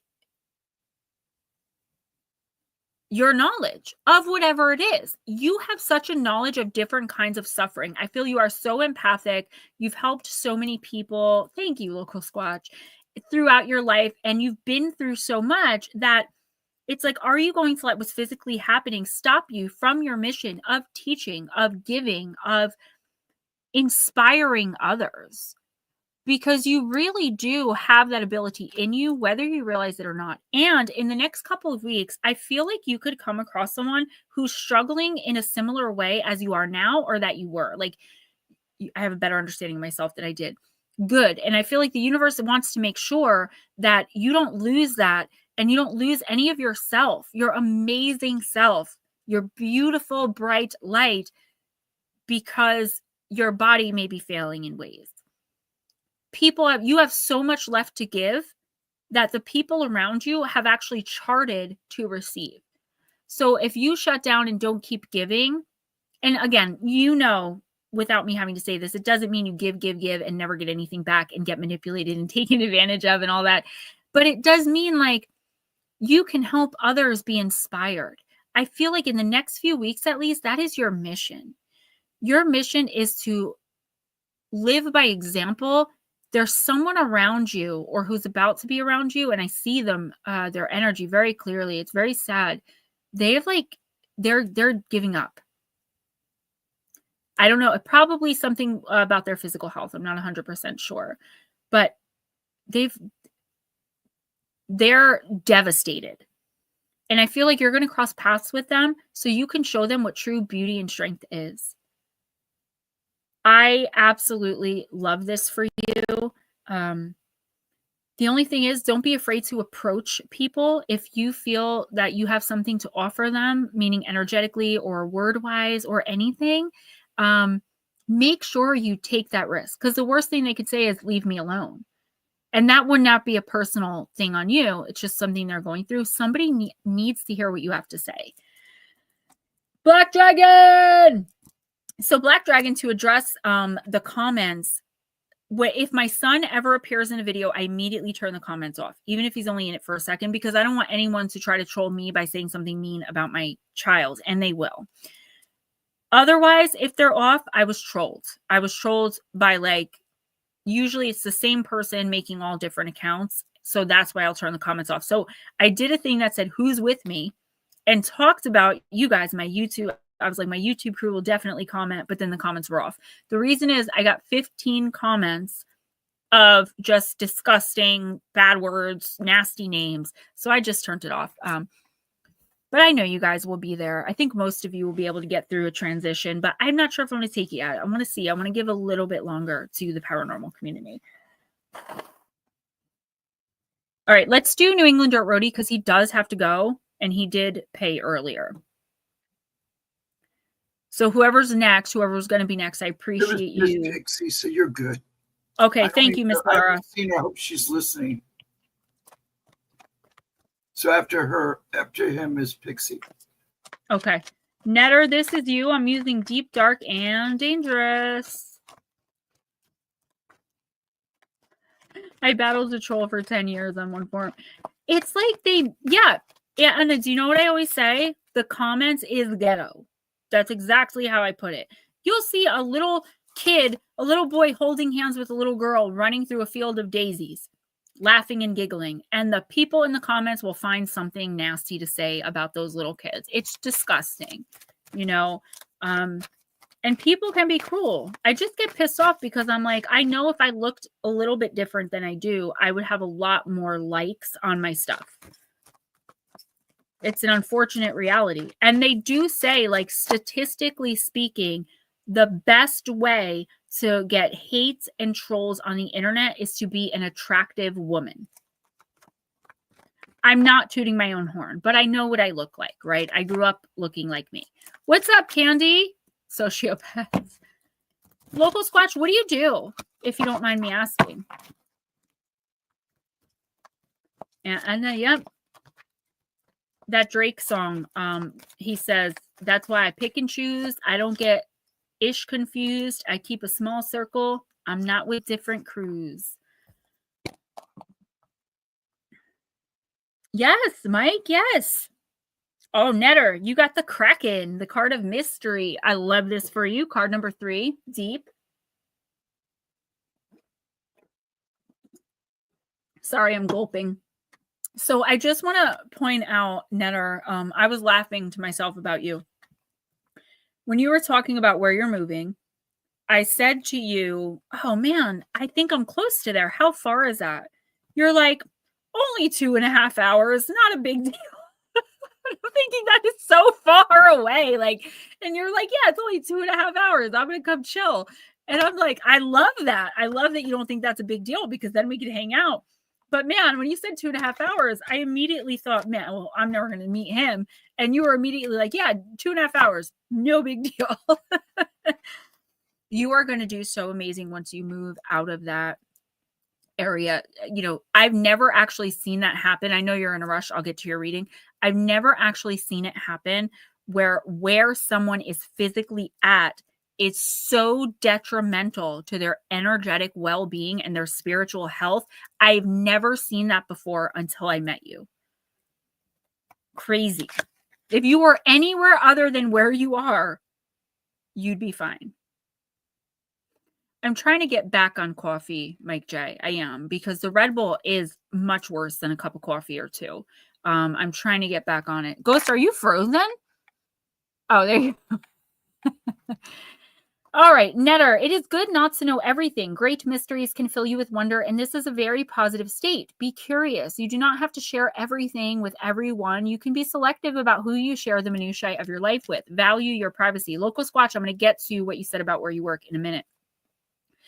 In a world where we think we know all and see all, a little mystery is a good thing. It's impossible to know everything, although you would think with the advent of social media that we have indeed seen everything about everyone. In the ancient world, even the world of a few hundred years ago, there were indeed great mysteries afoot, and many of these belonged in the deep blue sea. The Norse sailors, not just the ancient ones, but right up to the 19th century, reported sightings of a great beast of the ocean with a cephalopod shape, destroying their boats and even buildings on the shorelines of islands during great storms. This creature was referred to as the Kraken and was greatly feared because it could rise out of the deepest oceans without warning. No one knew when or where the Kraken would strike. This gigantic sea monster was the bane of sea travelers and fisherfolk from the coasts of Greenland, the North Atlantic, and right through the Scandinavian waters. I was on Skinny Fit Collagen and I cut out the Red Bull. I lost so much weight, but I can't afford it. Some sailors were so afraid of it that they wouldn't even utter the word Kraken without the fear that this would indeed summon it. In the Icelandic saga Ovdar Ord, it mentions that Hafgufa, which is the Kraken, it says, "Now I will tell you that there are two sea monsters. One is called the Hafgufa, the sea mist, and another Lyngbakr, heatherback. The Lyngbakr is the largest whale in the world, but the Hafgufa is the largest monster in the sea. It is the nature of this creature to swallow men in ships, drag them down with its arm, and even whales and everything else within reach. It stays submerged for days, then rears its head and nostrils above the surface and stays that way at least until the change of tide." All the sugar, there's so much sugar in it. The appearance of the Kraken resembles a giant squid. The huge suckers and tentacles were often described, so it is thought that perhaps sightings were indeed just that, a huge giant squid. Some descriptions, though, included spikes on the arms and huge teeth, so not quite what a usual giant squid would look like. The Kraken reflected the unfathomable and wild nature of the sea and its unpredictability. Plant companion fir tree, and your crystal companion is olivine. Olivine is such a beautiful stone. I have a teeny tiny piece of it Nutslap sent me for Christmas 2 years ago, but I don't, it's somewhere on my altar over there. So listen, Netter, I feel like this reading is just telling you, like, you're not going to know everything, right? Even sometimes when we make big major decisions, we have to make them blindly. Black Dragon, yes, say it again proudly. I feel like there is a fear in you that you may not either want to recognize or that you don't recognize. You may not want to admit to it. Like, you're taking a huge step, a huge leap. And I feel like you're also taking a big leap in believing and understanding the spiritual part of all this. You are a Sagittarius sun, and the rest of your chart, you do have fire. You do have a lot of earth. You have a lot of grounded. I did check it out, even though we didn't talk about it yet because I haven't had the time. But it's like, sometimes things have to remain a mystery so that we can learn through the process of exploring the mystery. This is the universe telling you you're right on track. You are on the right path. Explore, learn, ask questions as you move through. Like when you meet people like, oh, poop, I never would have met so-and-so if I hadn't taken this huge major step. This is a major transition, not only physically for you, like actually moving from one side of the country to another or whatever, but it's a spiritual transition onto your actual life path because you have been so off course for so long. This is the universe telling you, don't close your eyes to the learning experience. Don't just go from point A to point B. See all the little points in between. Make connections, meet people, and try to find joy and happiness to replace the fear and trepidation you may be feeling.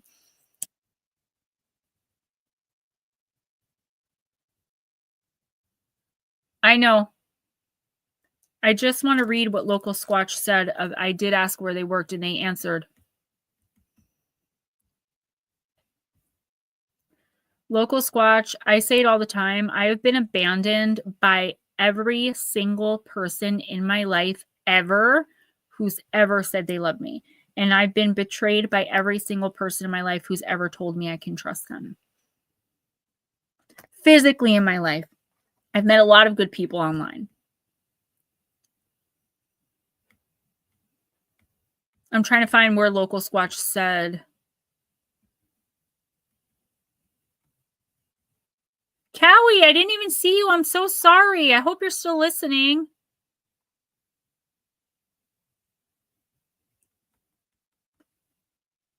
Here we go. I work at a grocery store, but it's a place that harbors some very weird people. Denver. And that is the area I have been trying to get one of my really good friends out of for a really long time. There is a lot going on. Okay, so I don't want to get too deep into this, right? but I'm feeling chatty. There is a lot going on right now, local Squatch, in that area. This is going to sound absolutely like I'm a lunatic, okay? So I'm going to say this is for entertainment purposes only, in case anyone ever tries to use this video against me in the future to make me look crazy like people have tried to do in the past. In Denver, Colorado, okay, and they're all over the world, there is an uprising. Did you ever watch Twilight? Jacob's character? There's an uprising of those right now, and they're not like Jacob. Again, I know how it sounds. You can believe me or don't. They're uprising right now. And the human beings that have that DNA and that bloodline, excuse me, who live in that area, my friend is one of them. That's why I've been like trying to really like even compel him through like mind games to get him out of there. You're going to be pulled into negativity, dark energy, and a very low vibration. So even if you're not involved in that, the people around you, you never know who's DNA connected to these people, because a lot of the times they don't know. They don't know they're in a blood cult. This sounds insane, and I'm going to drop it. I may do a video on it for members.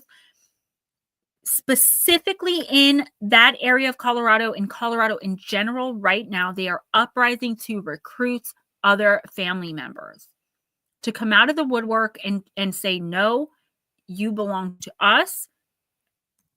Okay, I'm not going to get it. You can email me if you want more information. But that is a lot of the reason why people in Denver right now are experiencing a lot of evil and a lot of pain, suffering, confusion. My friend I know is connected to them, particularly one, I had a vision, and two, I have their star chart.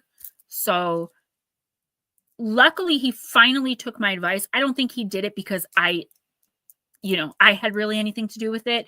I think he just did it because it was time. But man, right in the nick of time, he was finally like, nuts up. It's more like an underground thing where like they're human, but they have that DNA.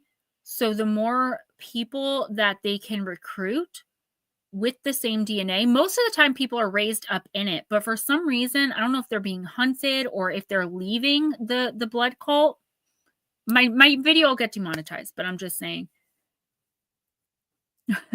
Okay, so my friend is Netter with the blood relation, and we've been talking about it for a long time. And I mean, concerned to the point where I would cry when I would speak to him and text with him, because I saw what was coming and I saw why he's had so much pain and confusion. And, when you have evil and lower vibrational entities and energies pulling on yours, it's separating that from you to where your own energy is right out of your reach. But you have no idea that's going on. It's maddening. Anyway. Oh, good, Callie. I'm glad you're here. I'm so sorry I didn't see you sneak in there. I have been talking a mile a minute. The cemetery story. Yeah, but that's not even connected to this. That was just how he and I originally became friends because I helped him with that. And we were like, okay, now that that's done, like, we're good. You're going to be fine. Then a witch just happened to move in upstairs. And I'm not talking a witch like a light worker. I'm talking about like, I have enough time and energy and am powerful enough to curse this dude downstairs. They were leaving witch cakes on his doorstep.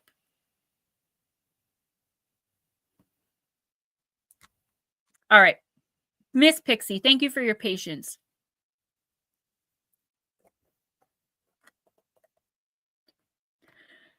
Local Squatch, there's a song. It's called,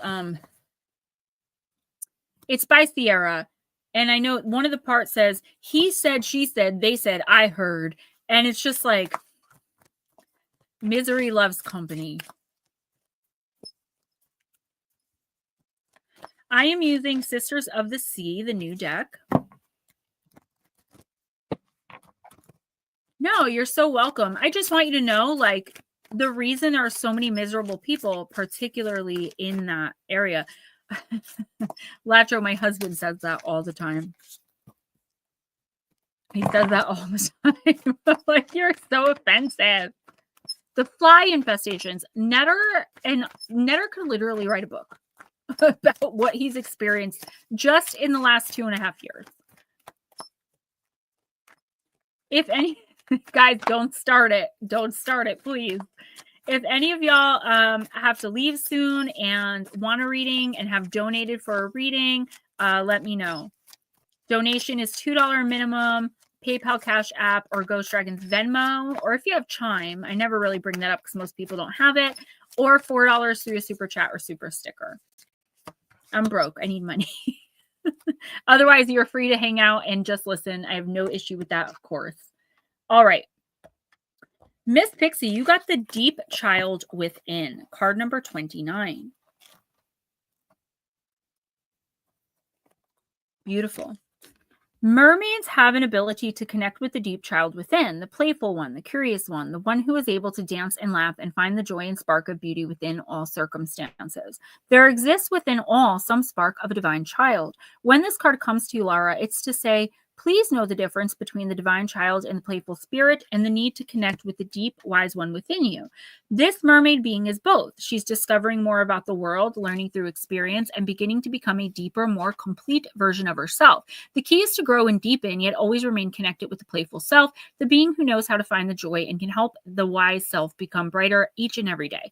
She has this. She has found companions who bring this out in her, and you too need now to have the wise self and the playful divine child within be each other's companion and friend. Pixie, this is me too. What, Cliff? Do you need something? Because I know you're new here, so I just want to make sure you're comfortable and like you know what's going on. This is absolutely you right now. Yes, that's what I was saying. Look at the beautiful purple. Couldn't have picked a more perfect card, right? Out of 200 and some odd decks. Laura, this is telling you like, yes, it's important to learn and to work hard towards our goals, whatever they are, whether they're financially motivated or not, and to be there for people. And you are a wise sage in this group. You're the big sister, and Anna's the aunt, right? But I feel like you are not prioritizing fun. Like, you're so focused on something. And I believe what the focus for you is, I think, and you can correct me if I'm wrong or don't say anything if you don't want to, you're focused on helping others. So you're excited and passionate about sharing the knowledge that you have to help other people learn and grow spiritually. I definitely resonate with that. But I feel like you are putting yourself in burnout mode because you're not prioritizing self. You know? You don't have to be there for every single person who needs you every single time they do. And I feel like that's something that you haven't yet come to terms with because you're still in the mindset somewhere inside of you, because I'm just channeling this now, that it would be rude or like selfish to be like, I just don't feel like answering the phone right now. I don't feel like doing a video call right now. Because someone needs you, right? They need help. Where else are they going to turn? And I'm not being mean. But sometimes we are allowed to say, I'll help you. I just can't do it now. To prioritize our alone time or our fun time or our whatever time that's important to us. Because that is refueling. You're taking time off now from the channel. You're like, Gems, I'll be back when I can. And I was like, good, because not because I don't want you here. I love you and people miss you. They're asking me where you are. They're asking me if I fired you as though you work for me. Like, no, Miss Pixie needs time for Miss Pixie.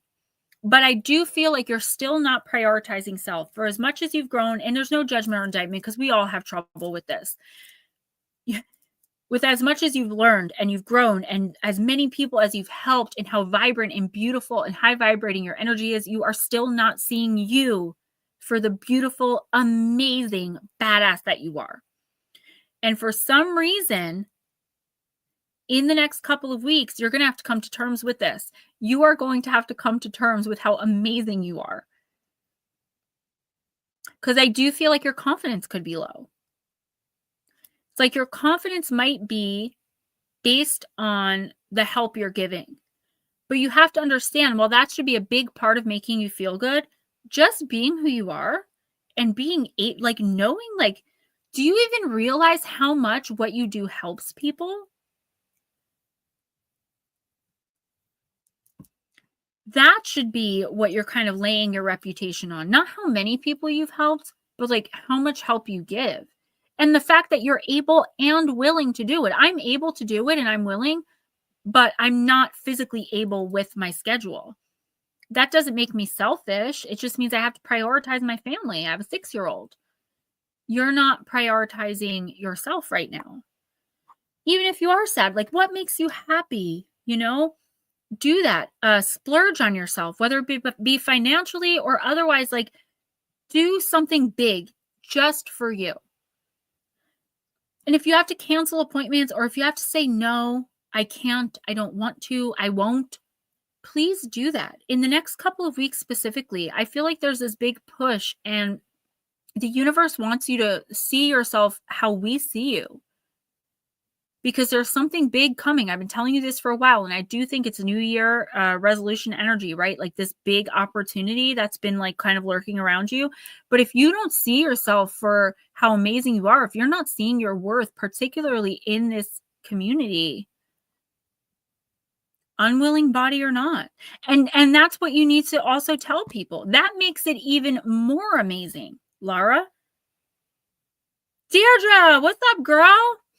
That makes it even more amazing that even throughout all the pain and suffering and everything you're going through, you're still willing to help others, but you're giving too much out and not getting enough back.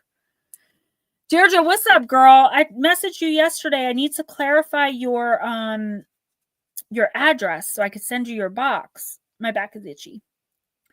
Ghost, you're not fired. I'm just rambling. Next is Cliff. All right, Deirdre, I got you. All right, Mr. Cliff, I am going to use Sacred Forest. You know what, Miss Pixie? At first, I really didn't either. I remembered, though, my sister suffered with fibromyalgia. I don't know if that's specifically what you have, but I remember her husband calling it, yeah, your fake illness. Go take another pill. And I remember being so mad with him because it's a nerve thing and you can't x-ray nerves, right? And that gave me more sympathy for you. It wasn't I didn't believe you. I was so caught up in my own mess. Do you know how we get? Sometimes we can be so in our head that we don't realize, like, we're pushing out bad energy on others. The good thing now is that I can recognize when I do it. And that's why I apologize to you. I was like, that had nothing to do with you. Like, I'm sorry. I'm like going through it. But I can't imagine. And I read something today, and here I go, crying like an old ball bag. I read something today. What's up, Dave? Happy Friday. Where it said, no matter how bad you think your life is, there are people who literally dream about your home, your family, your job that you complain about, and your health. And I thought to myself, wow. I thought of myself 10 years ago, having to go to restaurants and beg them for leftover food in my addiction, weighing 86 pounds, you know, how badly I wanted the life I have now. Is it perfect? No. Will it ever be? No. But it's mine. An old ball bag. Yeah. That's from my favorite movie, The Notebook, where her mom starts crying and she's like, I'm just an old ball bag. All right, Cliff. Oh my gosh, beautiful card. Butterfly Spirit, the card of transformation, 8. And butterflies in tarot and oracle always mean freedom from something or someone. So let's see. In the sacred forest, you can hear their approach before they arrive. Listen, it's the songs of butterflies. Their melody trails behind them in ribbons of luminescent lights as their delicate gossamer wings flutter in a kaleidoscope of sound, color, and delight. Magic is afoot. I'm going to take a potty break after this. Thank you, Miss Deirdre. You're beautiful too, and I'm so proud of you. I love The Notebook. Don't laugh, Nutslap. I'll make you watch it with me one day. You received this card, Cliff, when you are in the process of change. Old structures, beliefs, and ideas are falling away to be replaced with vitality and new pathways. Soon you'll be seeing the world in a fresh way. You're at the beginning, in the middle, or at the completion of an enormous transformation in your life. Don't hold on to old structures and limited ways of thinking. Even if it looks as if you're in murky waters and things feel confusing, and even if it seems that everything is dissolving around you, this is only the clearing that occurs just before rebirth. It's all for your highest good. Remember, you are safe as these changes occur around you. The butterfly is a powerful metaphor for transformation. For it to gain its wings, the caterpillar must weave a chrysalis and then completely dissolve into a kind of liquid soap. I call that butterfly soup. Completely dissolve, I said that, before reforming into the shape of the butterfly. Enzymes dissolve all of its tissues before its metamorphosis into something completely different. So relax into the changes. You are bringing vibrant energy into the world. Cliff, the past is behind you. Everything is changing. It's time to launch a new cycle, a new project. With care, miracles can abound. So this is talking about New Year. So this is a little while yet, about 4 to 6 weeks, Cliff, where either there's going to be like, I don't really cry in real life, and there's going to be like this major opportunity in for you, or like you're making a major decision, leaving something toxic or someone toxic behind, or making a major purchase. Like there's something really big here. But here's the thing with the butterfly, right? The caterpillar doesn't know it's going into a chrysalis. It doesn't know it's becoming a butterfly. And I doubt the butterfly remembers being a caterpillar. It just is what it is. Cliff, the message for you for the next few weeks is to try to go with the flow more. I know that changes, when they come like this, can be really scary. And I feel like the changes, yeah, but like not in front of people. And that's not, tell people that.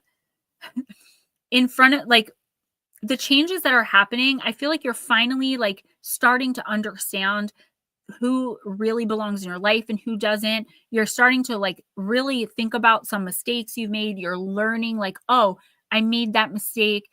You know, this happened because I made that choice. Like you're transforming and evolving beyond like what you're physically doing. So say, for example, you've been working at the same job for 20 years. Now you're going to go and do something completely different. The new year will be the time when that starts for you. But it's not only what you're physically doing. You are raising your vibration. You're growing, you're learning, you're changing, and you're becoming a completely different being, because you are now, instead of on the wrong path, you came to the crossroads and you made the right decision. Any big opportunities that come in, of course, you're going to want to read the fine print. But I'd say if something seems too good to be true in the next month or two, it's not. Jump on it and don't listen to what others have to say. There is someone around you. I'm just hearing like, not to say the name, but Karen, I'm just hearing like, why would you do that? What were you thinking? Nag, nag, nag, like the Charlie Brown, wah, wah. That person, first of all, has got to go. They're always so down. They're always so negative unless you're doing something for them. What are they doing for you? What are they bringing into your relationship? Whether it's your mama, your daughter, it is a female energy. It could be a male with a lot of femininity in his chart, but I really do think it's female. And I do think you're very closely linked. This person is not to be trusted. They're not giving you advice based on your own good, Cliff. They're giving you advice based on how they can best continue to manipulate you. There is a major chance for you. I'm excited. Like if you can tell, my whole energy changed. This is exciting. This is major change. And you may be listening right now going, this chick has no idea what she's talking about. And what I would say to that is come back in the second week of January and let me know if things aren't completely and totally different. Dave Ray, I don't know if I said hello to you. Guys, don't forget, if you're not a member and you want a reading, just send $2 to my PayPal or Cash App. Put a $sign in the chat. I will be back in less than 2 minutes. I've got to run to the ladies.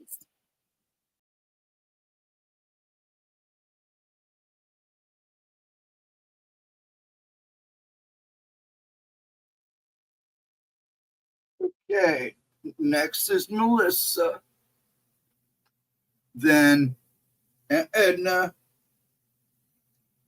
then Nut Slap. Okay, so Melissa, if you're still here, let me know, okay? Please. If not, we'll just go ahead and go to Edna. I'd appreciate it.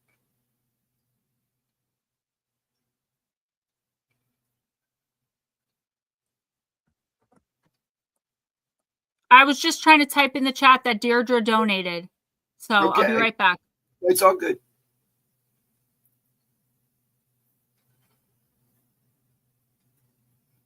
Okay, so is everybody having a good week so far? Good to see everybody. Hi, Dave. Yeah, Heather, we know. You're a member anyways, so don't have to worry about it. Are you going to be around? We'll slide you in. If you're going to be around, I'll get you in, okay? Instead of doing the timestamp. It would save her some time. So let me know, okay? Sorry about the voice, folks. Melissa. Did she come in? I didn't see her come in. Did I miss her? Trying to talk funny. I can't do it. Melissa. There she is. Okay, no problem. We got you. You're next, sweetie, so you know. Latro, you give, so you're good. We got you. I'm good. Just I did do some digging down there. You got a Kennedy voice. Yeah, I feel like a Kennedy.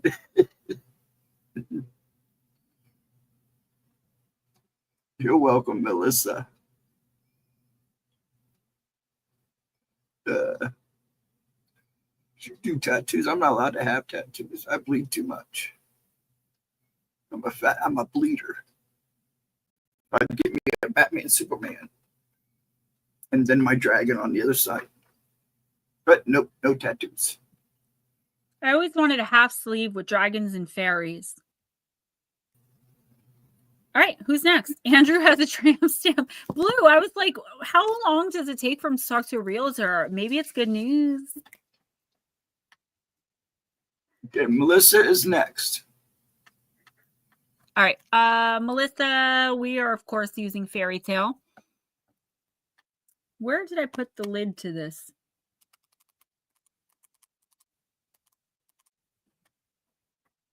Oh, that makes sense. I knocked it on the floor.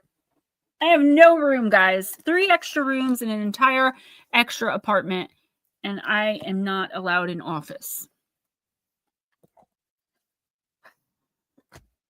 So I'm like, I'll just put my stuff wherever I can for now. Like, because I'm not allowed an office, I'll just stick my stuff forever in the master bedroom until my husband gets so sick of it that he finally cleans out one of the spare rooms for the office. So you know what he said?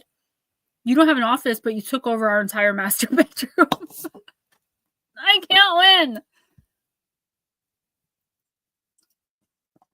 And I'm thinking, like, I kind of did that a little spitefully so he wouldn't want to see my wigs and everything everywhere.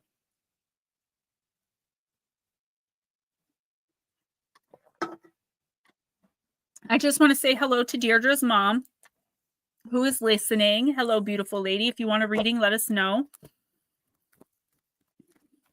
Your daughter paid me more than enough.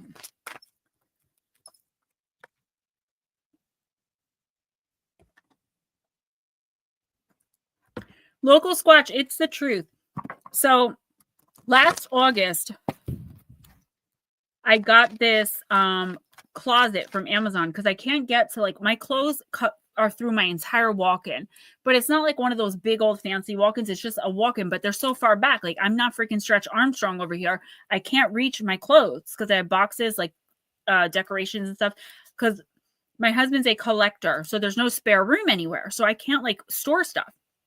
So I got this closet. It was like $70. I'm like, if I get this, will you put it together for me? He's like, yeah, no problem, because I'm, like, really bad with that kind of stuff. I got the closet last August. It's still in the box. So I opened the box and I laid it on his bed. He just moved it. And I kept laying it on his bed. He kept moving it. And finally, he's like, what is this? I'm like, it's the closet. Can you put it together? He's like, sure. Now it's just in the hallway. What name? What does that mean, Latra? I have no. What's a mega bubble? That sounds interesting. Yeah, Melissa, I love you, girl. Hang in, please. You have so much more life to live. It's frustrating when I feel like people don't see their potential, but I also know that people feel that way about me too. Like none of us sees really our true full potential. Nobody, even celebrities and people that like they look so successful. Like, you know, Beyonce writes songs about Jay-Z cheating. Like she's Beyonce, you know? And it's the same for men.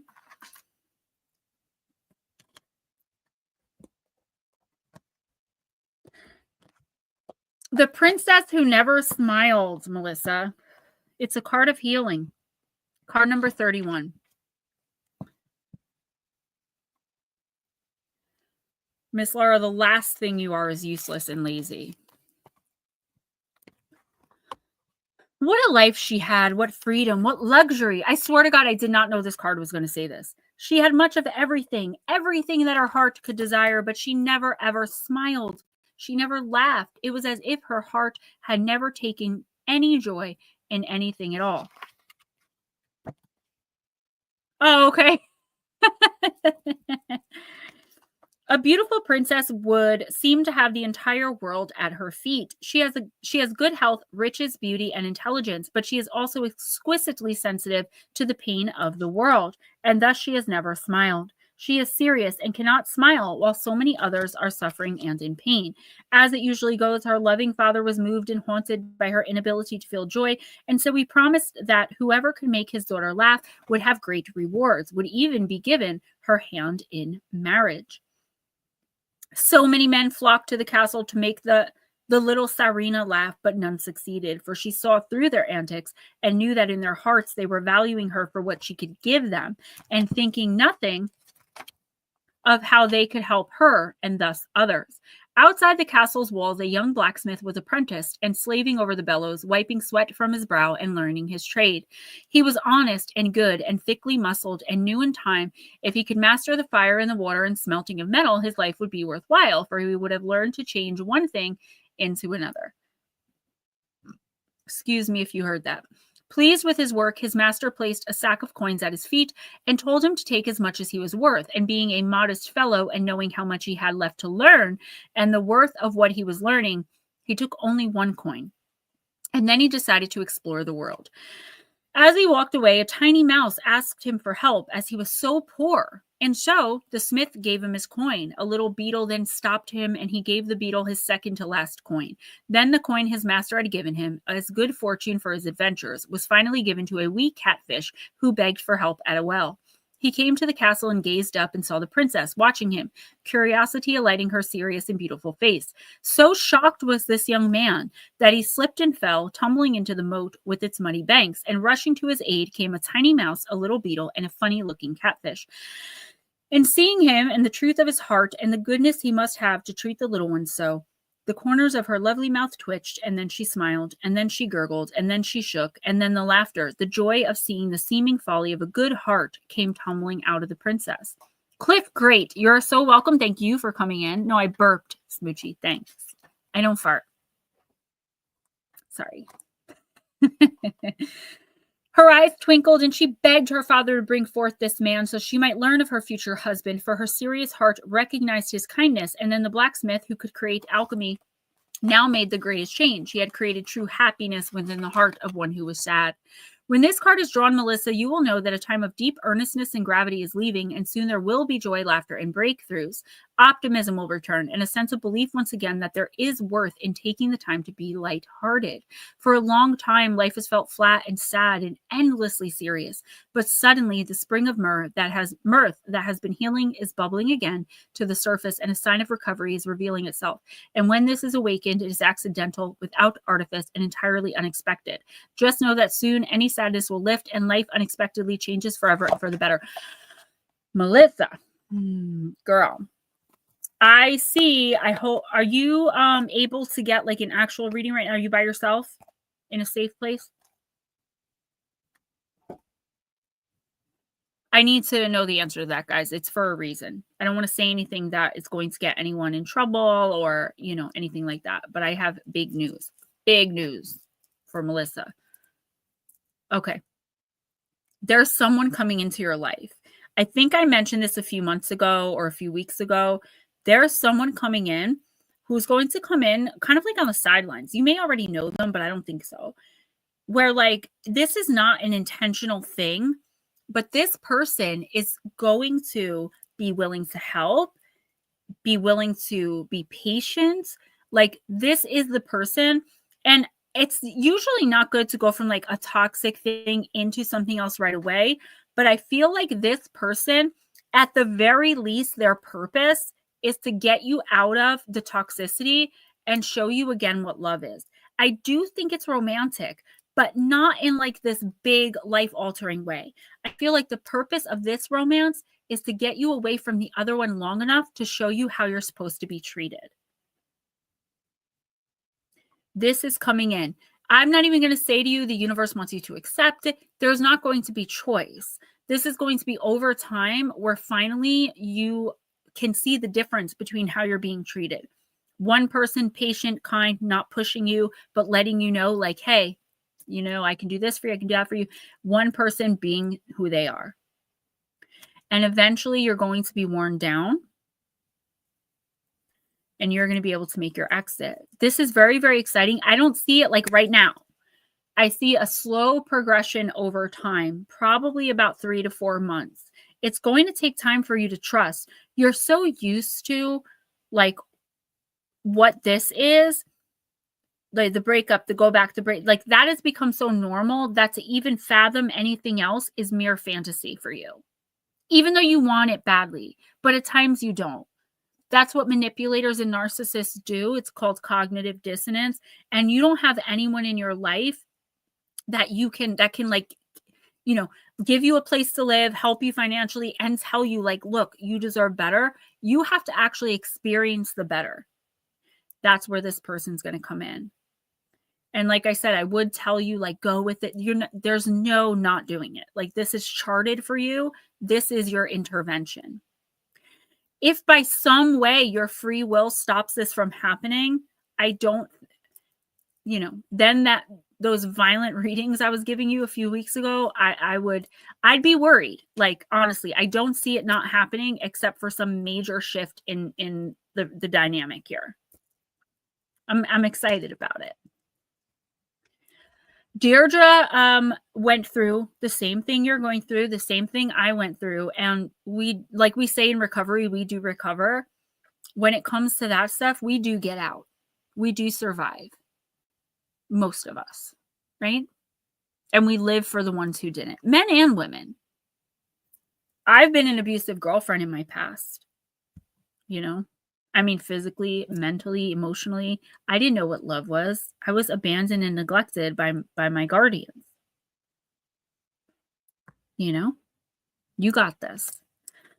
Who's next?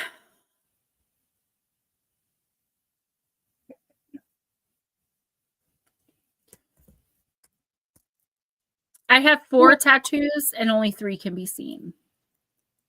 Did you catch it? Edna. Anna, okay. Let's use Dark Goddess. I got the same reading for like 3 years. I know. And you know what's happening though? I can tell you why it's not changing. It's because of your free will. Your free will is overriding everything you wrote for yourself. But that happens. It's nothing to blame yourself for, This is like the alternate. Your free will does affect your ability to live your chart. We give ourselves 5 exit points. Well, I have my son Damien's father's initials here, which I regretted for a while. Not really, because we were best friends for since we were 12. He got a full cartoon devil tattoo of me right here with my name on it. So, I mean, I got off easy. And then this is a matching tattoo with him. When he went to prison, I made him get this. It means eternal.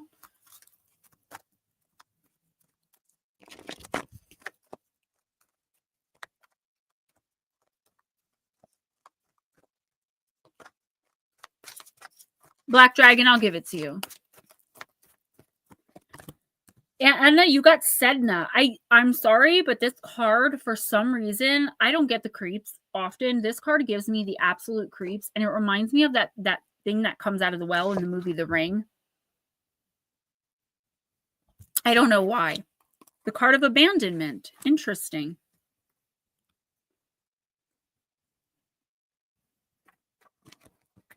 Next is Nut Slap. Frozen, plunged into despair, abandoned, left without a care, release yourself from holding tight, dive deep within, rescues in sight. By the power of the dark goddess in me, protections in place, blessed be. You often feel left out in the cold, Aunt Edna, and being cast out has left you feeling unsupported and possibly abandoned. You feel rejection, betrayal, and fear, as the Inuit goddess Sedna once did, and tend to be clingy and needy, hoping desperately not to be rejected. I know that's not you. Just wait for it. You are in danger of letting your emotions ruin the good things in your life. The more you crave attention in the name of security, the more you will drive others away. However, Sedna evolved through the process of sacrifice and suffering and has risen through the freezing waters to remind you that it's how you learn and grow from your experiences that matters. You are called to move through emotional depths of resistance to navigate into the sea of deeper awareness and honor your own sensitivity. Allow Sedna's natural connection with the sea to facilitate your emotional clarity and help you to understand on a deeper level the actions that have caused this unrest in your life. You're holding on way too tight. Let go of those who hurt you. Time to build trust in yourself and others. The love you seek starts from within. It's time to become more thick-skinned. Your fears are rooted in the past. A new spiritual family awaits. This is not you being clingy, okay? This is you not wanting really in your spirit. You may say you want to, you may feel a lot of the time, most of the time, 99% of the time, like you want to do this, to let go of particularly one person. But I just feel like toxic people in general, you no longer have time to play games. Remember I talked about, Mom, about like everyone's pretending like someone's playing house here. You're not doing it. You're not having it. You don't care. You're like, I'm to the point, and I feel you, girl, because I feel the same way. Like, let's get to the point. I'm too old to be beating around the bush. Where'd he go? And playing games and all this. But I feel like there's one person that, in particular, there might be more, that you keep not forgetting, but like forgiving. You keep trying to give this person, let's say it's one person, it could be more, like chances and space. And Edna, there's only, okay, listen, if this is someone blood related to you, because I'm seeing I'm seeing it like it's blood related. It could be someone you consider family, but I do think it might be family, where this person is like, oh my God, I swear I didn't see that before I said it. It is time to understand that this person doesn't belong in your life. They need to be treated just as you would treat any other toxic person in your life. There's no judgment or indictment on you for allowing them back and forth into your energy. No judgment at all. There he is. But it's time to, this person is not going to change. It's not in their chart. Their life purpose here is to be toxic. Like, that is their lesson.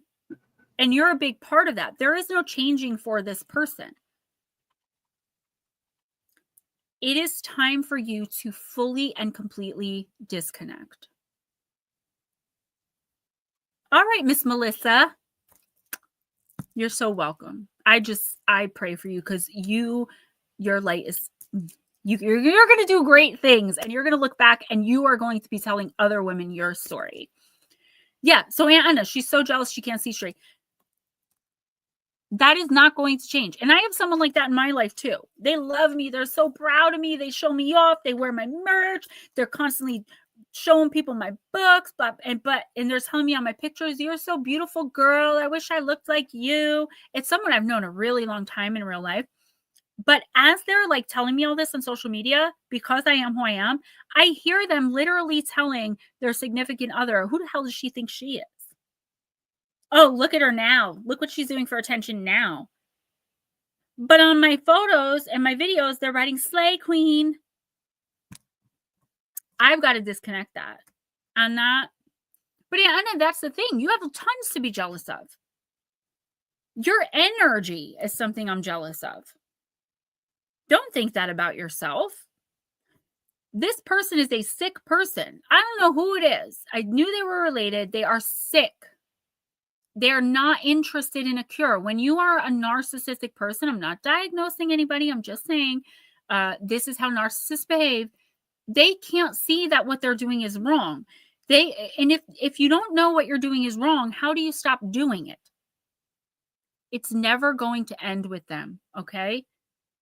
And it's going to be hard. And people in your family might judge you for this. Mind over matter, baby girl. You know what I say. Bye, baby girl, baby boy, baby they. Who's next? Nutslap. Nutslap, how many is Oracle of the Radiant Sun? Aw, Miss Deirdre, that's so sweet. It's not. And I mean, you can keep subjecting yourself to it, but the universe is saying a lot of like the random hostility you feel, like for no reason on some days, that's that person thinking badly about you. You're welcome. Because your energy in your life is still open to them. Once you close yourself off to them completely, you're going to be much happier in general. I don't think you realize how much they're affecting you because you're not thinking about them like that, but they're thinking about you. They are a big problem right now, whether you realize that or not, just on an energetic level.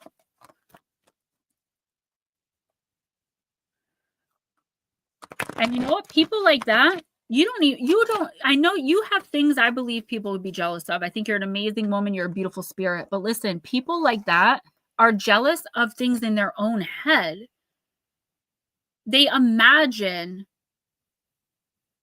fantasies.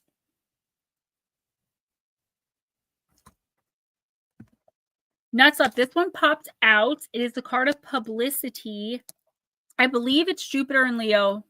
Oh, I got it right. Jupiter and Leo. Hooray. Standard review. Condescending, vitriolic sociopath with Asperger's and OCD. Oh, Anna, thank you so much. I appreciate you. Thank you, thank you, thank you. I love P.F. Chang's. Why not? Nuts up. We're going to totally go there when we meet. All right. I plan on meeting all of you one day. Whether it be all together. We are going to get together in the Barrens at some point.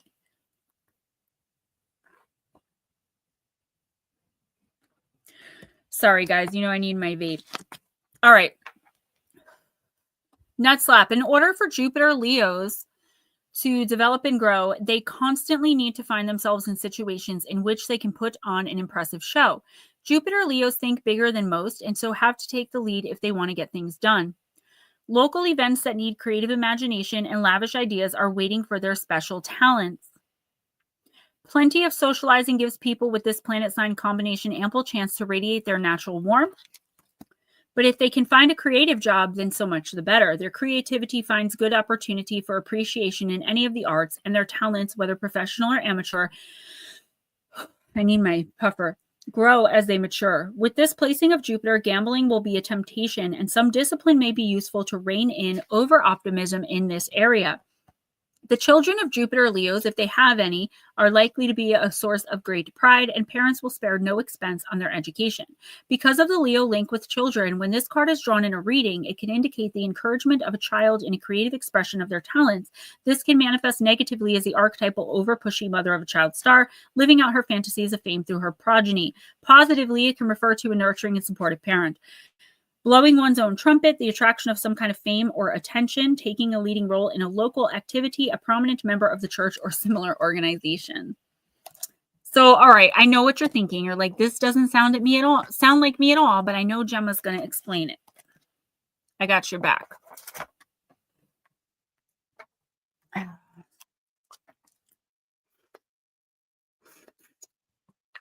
I know. Okay, I can hear all your lectures and judgments in the chat. Yeah, right? And what are you puffing on that for in that damn vape? I know. All right. Nutslap, what this card is essentially saying is like you may have been kind of pushed in a certain direction in your life, not on purpose, where like your parents or someone else was like, you have to do this or else. I feel like circumstances made it so you kind of got stuck in a certain situation. whether that be your living situation, maybe like you had to take the first job opportunity that came to you. There's something here that you like did because you had to do, not because you wanted to. And now you're in a spot where like you feel stuck. And if you don't, you will in the next couple of weeks, because I feel like I've been telling you for a while, there are major changes coming in, but you have to take the steps. So if you're unhappy with your job, you have to start looking for another one. I feel like there's someone around you that you least expect that's going to offer encouragement for you to step out of this stuck phase, this stuck place, and move forward. Like someone just cheering you on and giving. Sometimes we need people. Like when I'm having a bad day, I talk a lot of the time to one of three people, and one of those people is my mentor. He's extremely successful. You know, he never went to college. He just wrote and wrote and wrote until finally he got a New York Times #1 bestseller. He lives in a $3.1 million house, and he just writes. And now he owns all these businesses because he has investments. And for some reason, he mentors me. When I let him, I usually ignore him because I don't want to hear all the positivity when I'm having a bad day. But my point is, it's always so positive, right? He never lets me feel bad for myself. Woe is Gemma, like nuts up. I feel like you need someone like this in your life, and there's someone that's willing to do that for you, because I feel like for as much as you want out of whatever the situation is, so just say it's your job, for example, it's like there's this fear there. And you know what? Fear has killed more dreams than failure ever could. And that's what's happening here. You are capable. You are in a position perhaps to move on from, say, your job. Again, just an example. It might be that, might not be. But it's like you don't even realize you're just waiting for that little push, for someone to support you, for someone to back you up. Back yourself up. I'm telling you now, I got your back. I believe in you. You are, I don't want to say wasting your potential, because that sounds really like mean and rude, but I feel like you're not on your path yet, because you kind of took like a detour, a side quest, if you will, for us video game lovers, because you felt like you had to. That was fine for them. Now is the time to step out of that. Opportunities are going to be coming in. Again, this is New Year's energy, rebirth, reinvigoration, moving forward, stepping into our dreams, trying our goals, our hopes, our dreams. You are going to get an opportunity to do something more in one area. So whether it be like now you have an opportunity to meet someone that you're connected with and date, right? And be in a relationship, or you get an opportunity for what happened, Blue Crossroads.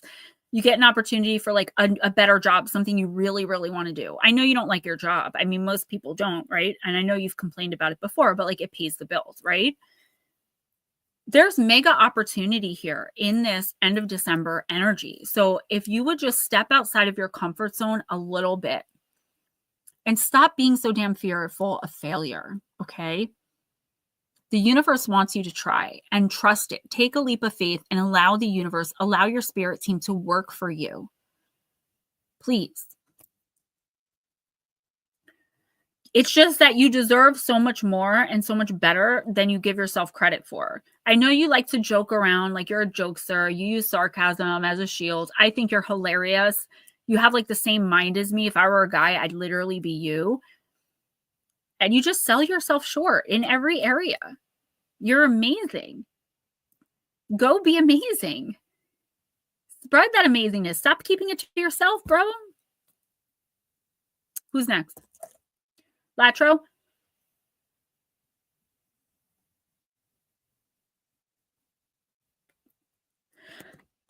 Latro, I'm going to use the wisdom of the House of Night. Latro, that's another thing with me. I know a lot of empaths and light workers who have dealt with this before. I used to be a complete and total sociopathic narcissist. I absolutely was. I don't know how I'm not anymore, but I did used to be. I recognize it now. But I would get a job as a waitress, right? Even in my addiction. I would be the only one that could take a table of 30, a table of 15, and like 3 5-tops, right? And get everything right. People would tell me I'm the best waitress they ever had. People loved me. They would come in to see me. I got along with my coworkers. I would work overtime, come in early, stay till closing 7 days a week. I lived upstairs, particularly in one restaurant, but it happened in a lot of them, where for some reason, whoever was in charge always singled me out and just hated me. Like upon sight. I realize now that my light was irritating their demons. What? What happened?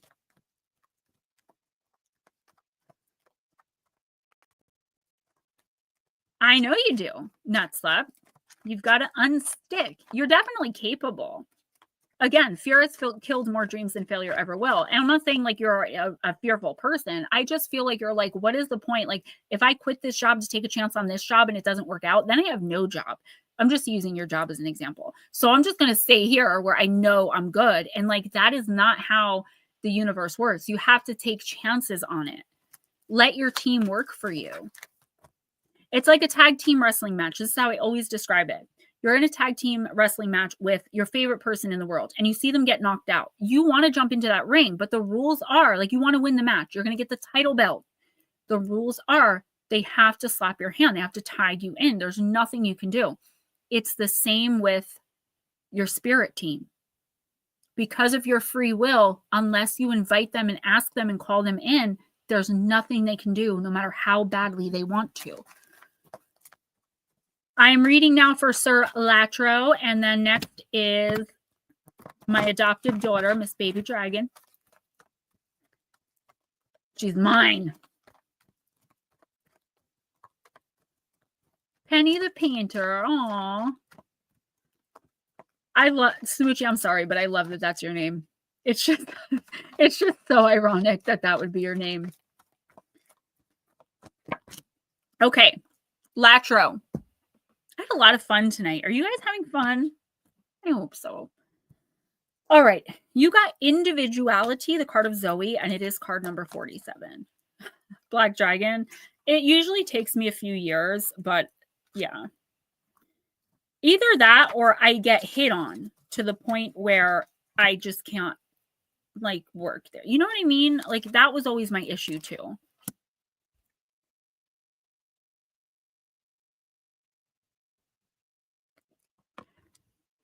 Latro, no two snowflakes, thank you guys, can ever be the same, just as you are special and unique too. This is something to celebrate. I have marked one young vampire in a way that is unique, setting her apart from all the others. Choosing her symbol is important because it reminds you to reflect on your own unique abilities. It also reminds you not to compare yourself with others. This is a futile exercise because no one is the same. No one's beauty greater or lesser than yours. No one's life better or less than yours. Others may seem happy doing things a certain way, but if you feel as if you're compromising yourself to fit in, don't. People will love you for who you are, not someone you are trying to be. Your task here is to only be yourself. This is a powerful message. And it is. And this is something I really had to learn recently. Thank you, Cowie. I love BLTs. I love that. Thank you. Because then I know I'm doing something right, you know? Oh my God. And that's happened to me like 10 times. One time I quit and they called me in to pick up my paycheck. And when I got there, they're like, just kidding. You don't have a paycheck. Will you go to dinner with me? I'm like, dude, I had to pay someone $20 to get here. Like, what's going on? You know, what is happening here? Give me my damn money. Anyway, this is a lesson I'm still really learning. It's one of my top lessons, Latro, to just be genuinely you in all situations and scenarios, right? If you're uncomfortable with something, to be able to say it without feeling awkward, to be able to just like with me in my real life, I can't be me. I can't be this who I am now. This is me. Like I can't be silly and goofy and funny and fun because it's not acceptable. It's called stupid and childish and immature and dumb. Like these are the things I hear when I'm just trying to be silly and myself. I feel like you're going through something similar. Maybe not exactly the same, but I feel like there's at least one situation in your life. Like this is like you hang out with this group of people, so you're this. And then when you hang out with these people, you're this. Like you're a great chameleon. And most light workers are, most empaths are, because we immediately intuit other people's emotions and feelings and we match that. Make people match your energy and then see how many stick around.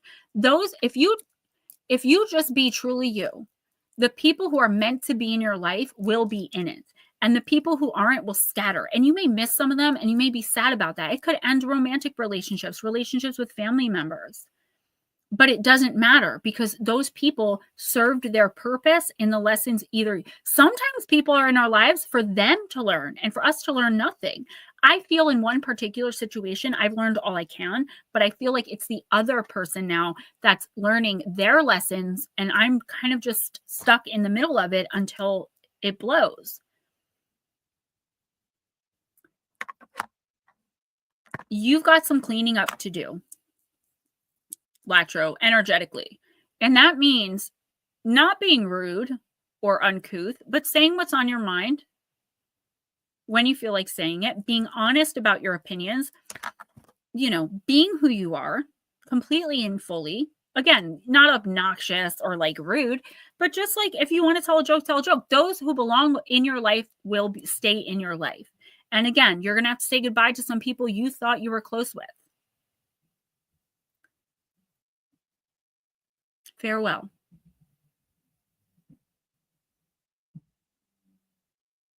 There's someone in my home.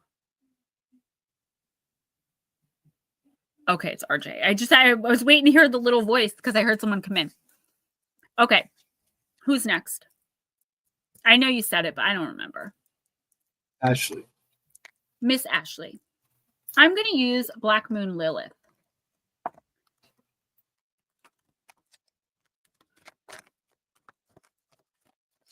Andrew, yeah, Nomeo, you know, I'm sorry, Stephen. I remember telling you that like it was time to move on, especially in your career. Like we talked about that.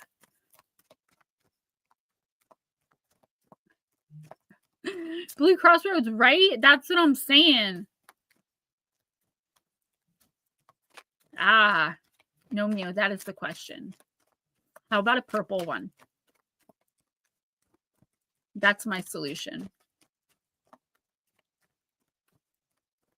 It is attractive when someone has an air of confidence about them. I know for women too. I remember I used to go out to karaoke in my addiction by myself, but I didn't drink alcohol because I would get sick with the other stuff I was doing. So I would drink pineapple juice or a soda and I would sing. And all night long, people would come up and like try to buy me drinks. And I was like, no, thank you. I was always polite, but I got a reputation as being like unapproachable. I wasn't unapproachable. I just didn't want to hang out with anybody. I wanted to do my own thing. Especially like I would go out with my dad.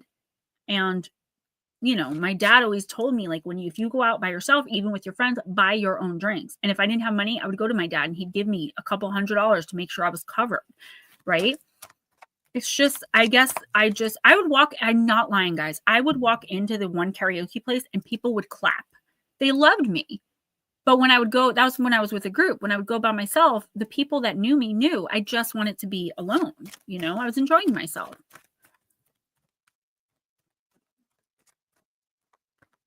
Local Squatch, I don't talk politics in here because it could get heated, but I do believe you are right on that one. I've been biting my tongue on the politics because I don't want to hurt anyone's feelings who voted differently than I did, and I don't want to make anyone feel unwelcome. I just feel it's unnecessary, you know, and some people really will cut people off over that. And I just don't want to be that, you know? Yeah, let's do purple, right, Andrew? Red and blue makes purple. Come on, guys. Local Squatch. Like I said earlier, I don't believe the government should have a say in what its citizens consume. People are like, could you imagine what the world would be like if heroin was legal? Can you imagine? And I'm like, yes, this is what I imagine. Walk into a store. Hi, can I have 2 $10 bags of Scorpion, please? Yes. That'll be $23.42. Thank you. Have a nice day. What's the problem? Just saying. All right. Baby dragon. Well, that's true. I mean, it is true. I know some people don't like when I say that, and that's okay. I get it. But for me, that's my stance on it. All right. Let's talk about something else. I don't want... plus, YouTube will demonetize me. I don't want to lose my $1.50 I make off this stream. Without donations, guys, I think. I love you guys so much for that. Calcination, dark night of the soul. Baby Dragon, this card represents the straw that broke the camel's back. It's the spark of internal grief when your partner lies to you for the umpteenth time, or the anger that comes from a snide remark from a toxic boss. You have finally had enough of the traffic heading downtown and now have the fierce motivation to move to a new city. Calcination is alchemy. In alchemy occurs when you finally have a reckoning with what no longer is in alignment with you. This feels like an uncomfortable and intense dark night of the soul. Your ego feels unsupported by your reality, and you must experience a metaphorical death to be reborn. Latro, I totally get it. More than I think most of you guys realize. You can relate this to the occult symbolism of the phoenix. When this card pops up in a reading, it's time for you to metaphorically burn it all down so that you can be reborn. Calcination is the first step in the practice of alchemy associated with the lead planet Saturn. When you start and work your way inward toward the gold of the sun, it invokes the fire element linked with the divine masculine zodiac sign of Aries.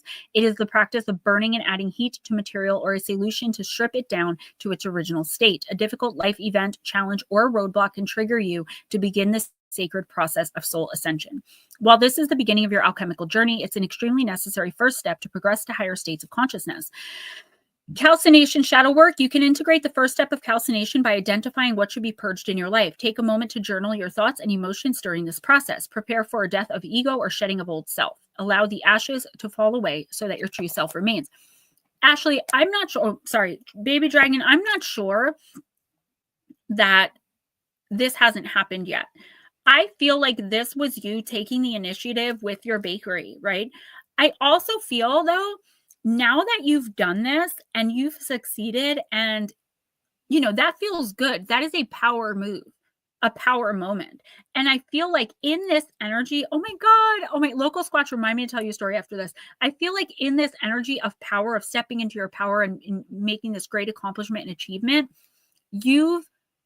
it's now like activated. You are no longer in calcination. You're no longer calcifying. Just, when something calcifies, it just stays stagnant and like the calcium just keeps building up and building up until whatever it is can't function right or move anymore.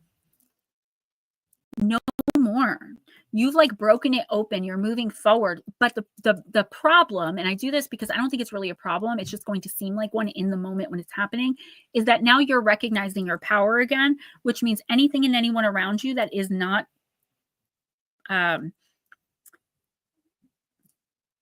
what's the word?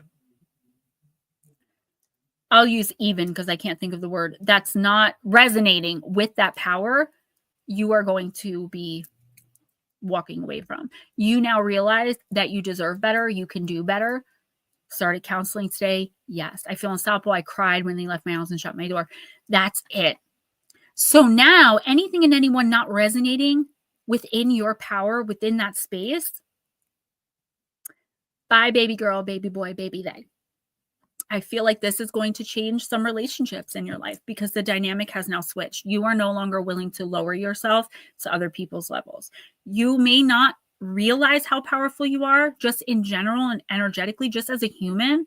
But because of this beautiful, huge step you took, you now realize again what you're capable of. And that means anyone that's been using, abusing, manipulating you, better watch out. Because I'll tell you what, you're going to clash with them now. You're no longer willing to play games. You're no longer to play pretend. You're going, you're going for the throat, so to speak. And that's too bad for them. I feel like you're finally, in the next few months, it is going to be a dark night of the soul process of ascension into a spiritual awakening.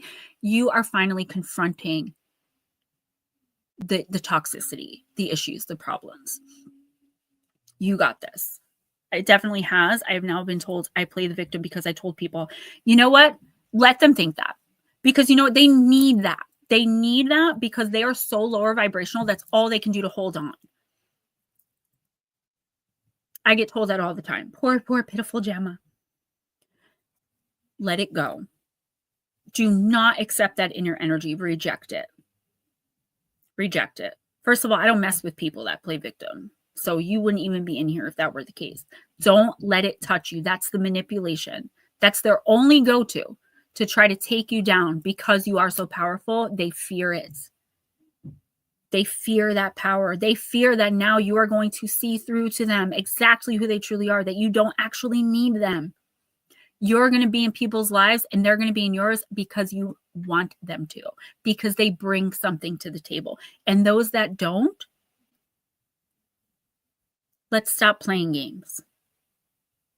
Yeah, baby dragon, that's it. And it sucks you got to take that on and like deal with that, but that will get easier as your vibration raises in the next few months. I would say by like March, you are going to have cleaned house. Your life may look completely and totally different than it does right now, just 6 months from now, because you're not going to put up with it. And if you have people backing you up, like your dad or me or anybody in here, like telling you if you have an issue, just being like, no, remember what they did to you. Remember to stand your ground. Like sometimes we need that reminder because we feel meek about it. We're like, oh, this may not be, no, you go and tell them how you feel. They deserve to hear it and you deserve to express it. And if they want to they want to say you're playing victim, then fine. Go ahead, Stephen. Could be like your daddy. You know how your daddy is. F you, bye, I'm gone. And that's what I do. You know that. We don't owe anyone. Good, Deirdre, I'm glad. We don't owe anyone that has hurt us any kind of closure. And I know people are like, ghosting so immature. No, if you piss me off and I can't physically speak to you, you make it impossible because normally they shut down, they won't take accountability. I will just block you and never talk to you again. I don't owe someone who has hurt and abused and used me and manipulated me and treated me like crap anything, particularly the peace of mind closure gives. No. And I'm not there yet. I know what this feeling is like, and I can't wait to get there. I'm working towards it just like you are, but you got this, trust me. And if you need backup, just send a text. I know I'm not the best with responding, but if you really need help, I will be here. And you got your dad. So I want to tell a quick story. I know it's been a long night, but the lambada. There used to be a video back before streaming when you had commercials and you had to run to the bathroom and run back before the commercials ended. I think it was even before like HBO. There was this video of a couple dancing the lambada. My mom loved it. And my mom would I was really little. I'm talking 5-6 years old, my son's age. And I remember my mom taught me how to dance the lambada. My mom and dad were together since they were like kids and teenagers on and off. They finally got married when I was 6 in 1989. And my mom and I danced the lambada at my parents' wedding. And you know that song from Dirty Dancing, baby, Sylvia, yes, Mickey. Well, my mom, because she would drink back in the day, she would, at her wedding, she did it too. And there's a video of it out there somewhere where my mom suddenly grabbed the DJ's mic and was like, Sylvia. And I came out of nowhere and was like, yes, Mickey. And we did the whole thing in front of everybody. And it's so cringe and embarrassing because I was 6 years old and had like a girl mullet because it was the 80s. But it is precious. All right, who's next?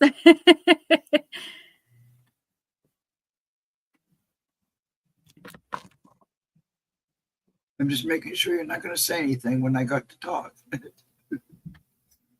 Okay. Actually, no, I'm just kidding. I'm just kidding.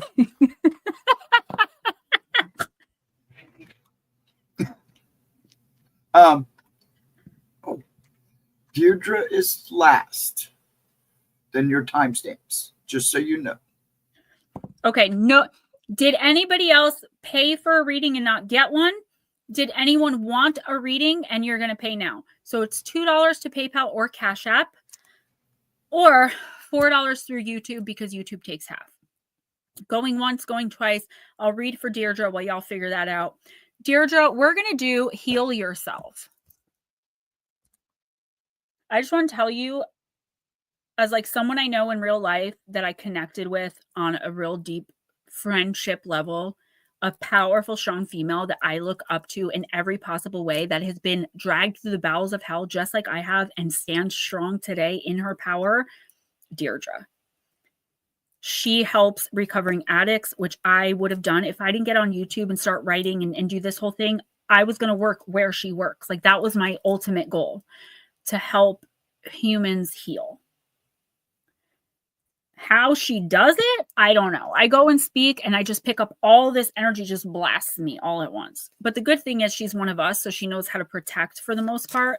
But Deirdre, I do think a lot of the times your mood is affected by the people around you, you know, and a lot of them are miserable and unhappy. As you know, I know in the beginning, I had so much to be happy about, but it's just, I was overtaken. All right, let me read for Deirdre. I've got 3 timestamps. Maybe they'll still be here when I'm done and I can go get groceries with them. Deirdre, you got the card of rejection, card number 13. Oh, you know what, guys? Can you just give me 1 second, please? I'll be right back. Sorry, it's an emergency.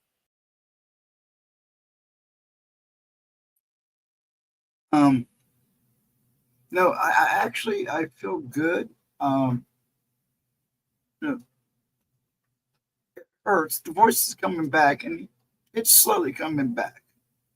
But man, I'll tell you what, I'll feel it after this.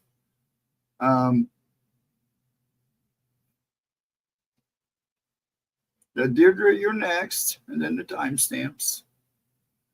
Hopefully, I'll be here tomorrow night. I plan on it. So Gemma's replaced tomorrow night.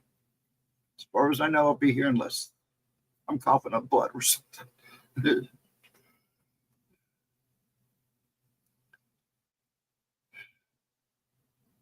But while I got a chance, I just want to go ahead and wish everybody a wonderful night. Have a good Saturday. If I don't see you tomorrow night, have a wonderful weekend.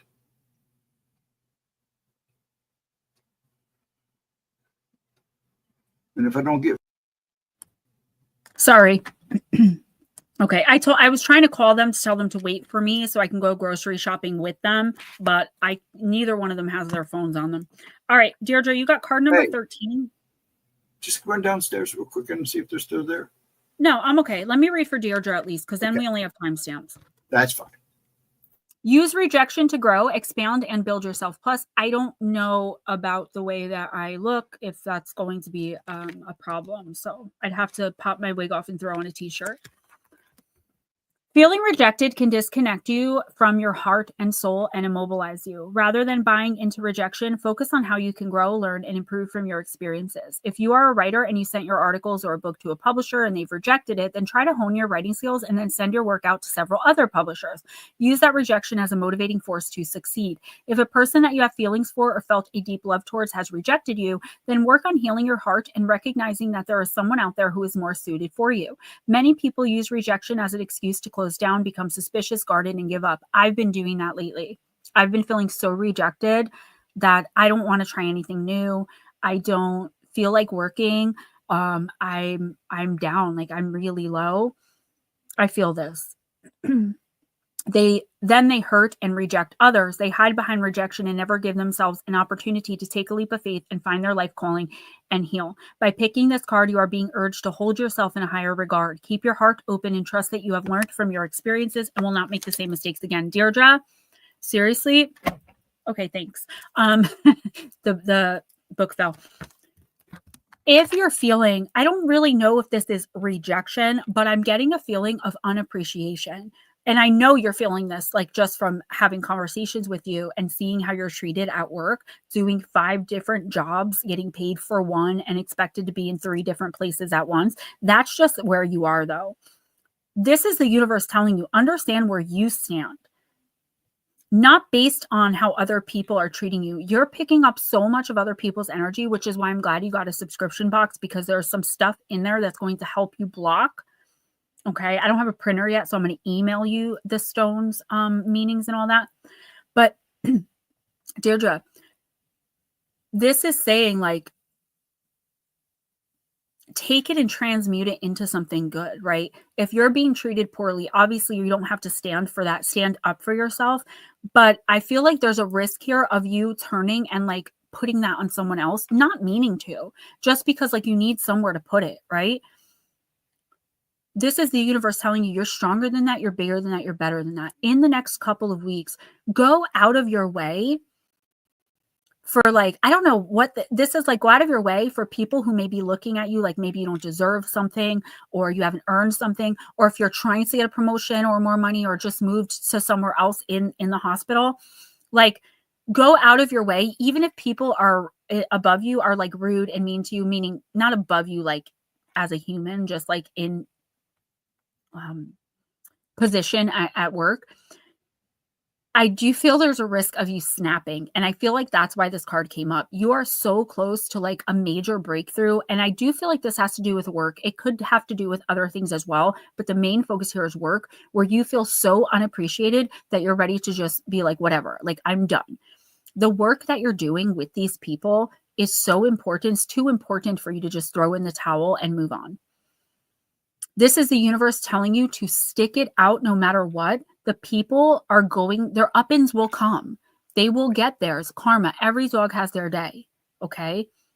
This is telling you, keep pushing forward. Your shot, your chance, and everything you've been waiting for is right around the corner. This is like your final test of strength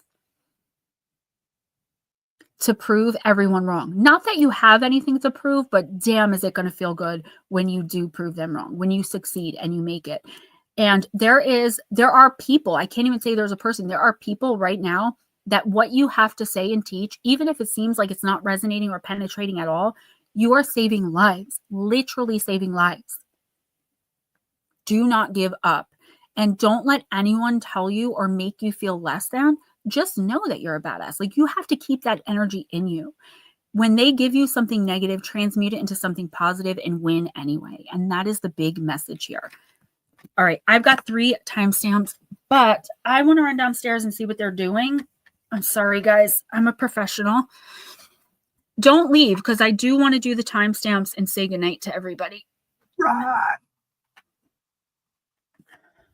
I know. Okay. Well, you know, it's annoying, but be right back. It's all good, hon. I dropped another book. Yes, everybody have a wonderful weekend.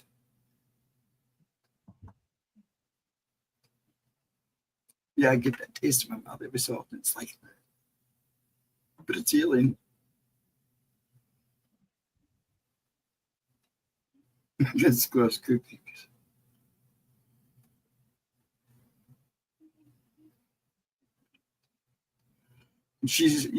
I'll tell her you're welcome. I'll say it for her. You're welcome. She'll be back. Like I said, I feel good. Just want to rip this out and get it over with. I'm better off silent half the time anyway, so I don't talk much, so it's not like it's any loss. Yes, I will. All in here, baby. I forgot to diminish myself. I am beyond impressed. They went and ran all the errands and did all the grocery shopping already. Deirdre, here's the thing, and I hope you're still listening. This is the enemy. You know the enemy we talk about in meetings? This is the enemy crouching at your door. It's like make or break. Are you going to let it in? And again, it's not cool that you have to deal with this and you have to take it and turn it into something else. But people are watching you and learning from, you don't realize, I think, how many people are looking up to you. You are one of the main reasons I survived the first 6 months of that clinic. Here we go. Here we go. He's changing it around.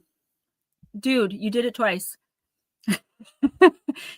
You're the reason I survived the first 6 months of that clinic.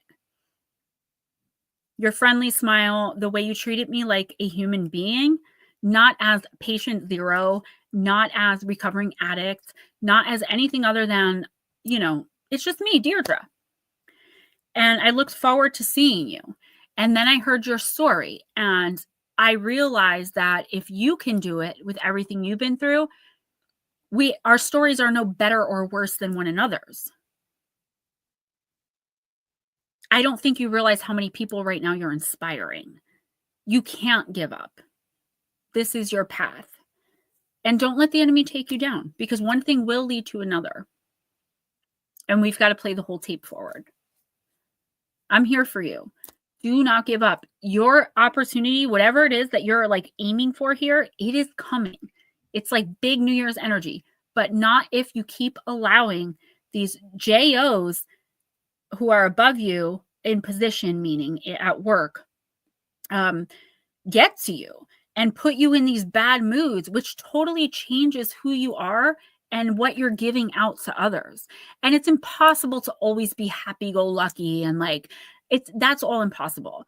But to the best of your ability to be able to do that and say, you know what? They're an a-hole. I'm not. I've got something to give. You are literally in charge of saving people's lives.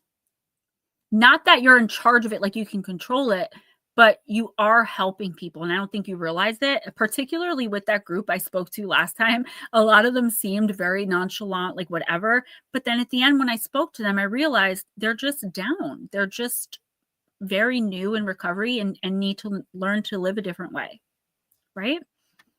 You got this. We're going to be celebrating soon. And your birthday's coming up too. We didn't get to do anything last year. All right, timestamps. Heather B. I'm using Goddess Power. Guys, thank you so much, by the way. Thank you for the donations. Thank you. Deirdre, exactly. Next time, say poop. YouTube is that petty. Thank you guys for the donations, for the patience and understanding, for all the love. There is no video Monday again. I know it's like the third week in a row, but next week there will be one. I'm already working on it. The Strange Case of Mabel Young. It's about a very young girl in the mid-1800s who was assaulted at a church. They never solved it, but there are some sus people in it. We might be covering that one.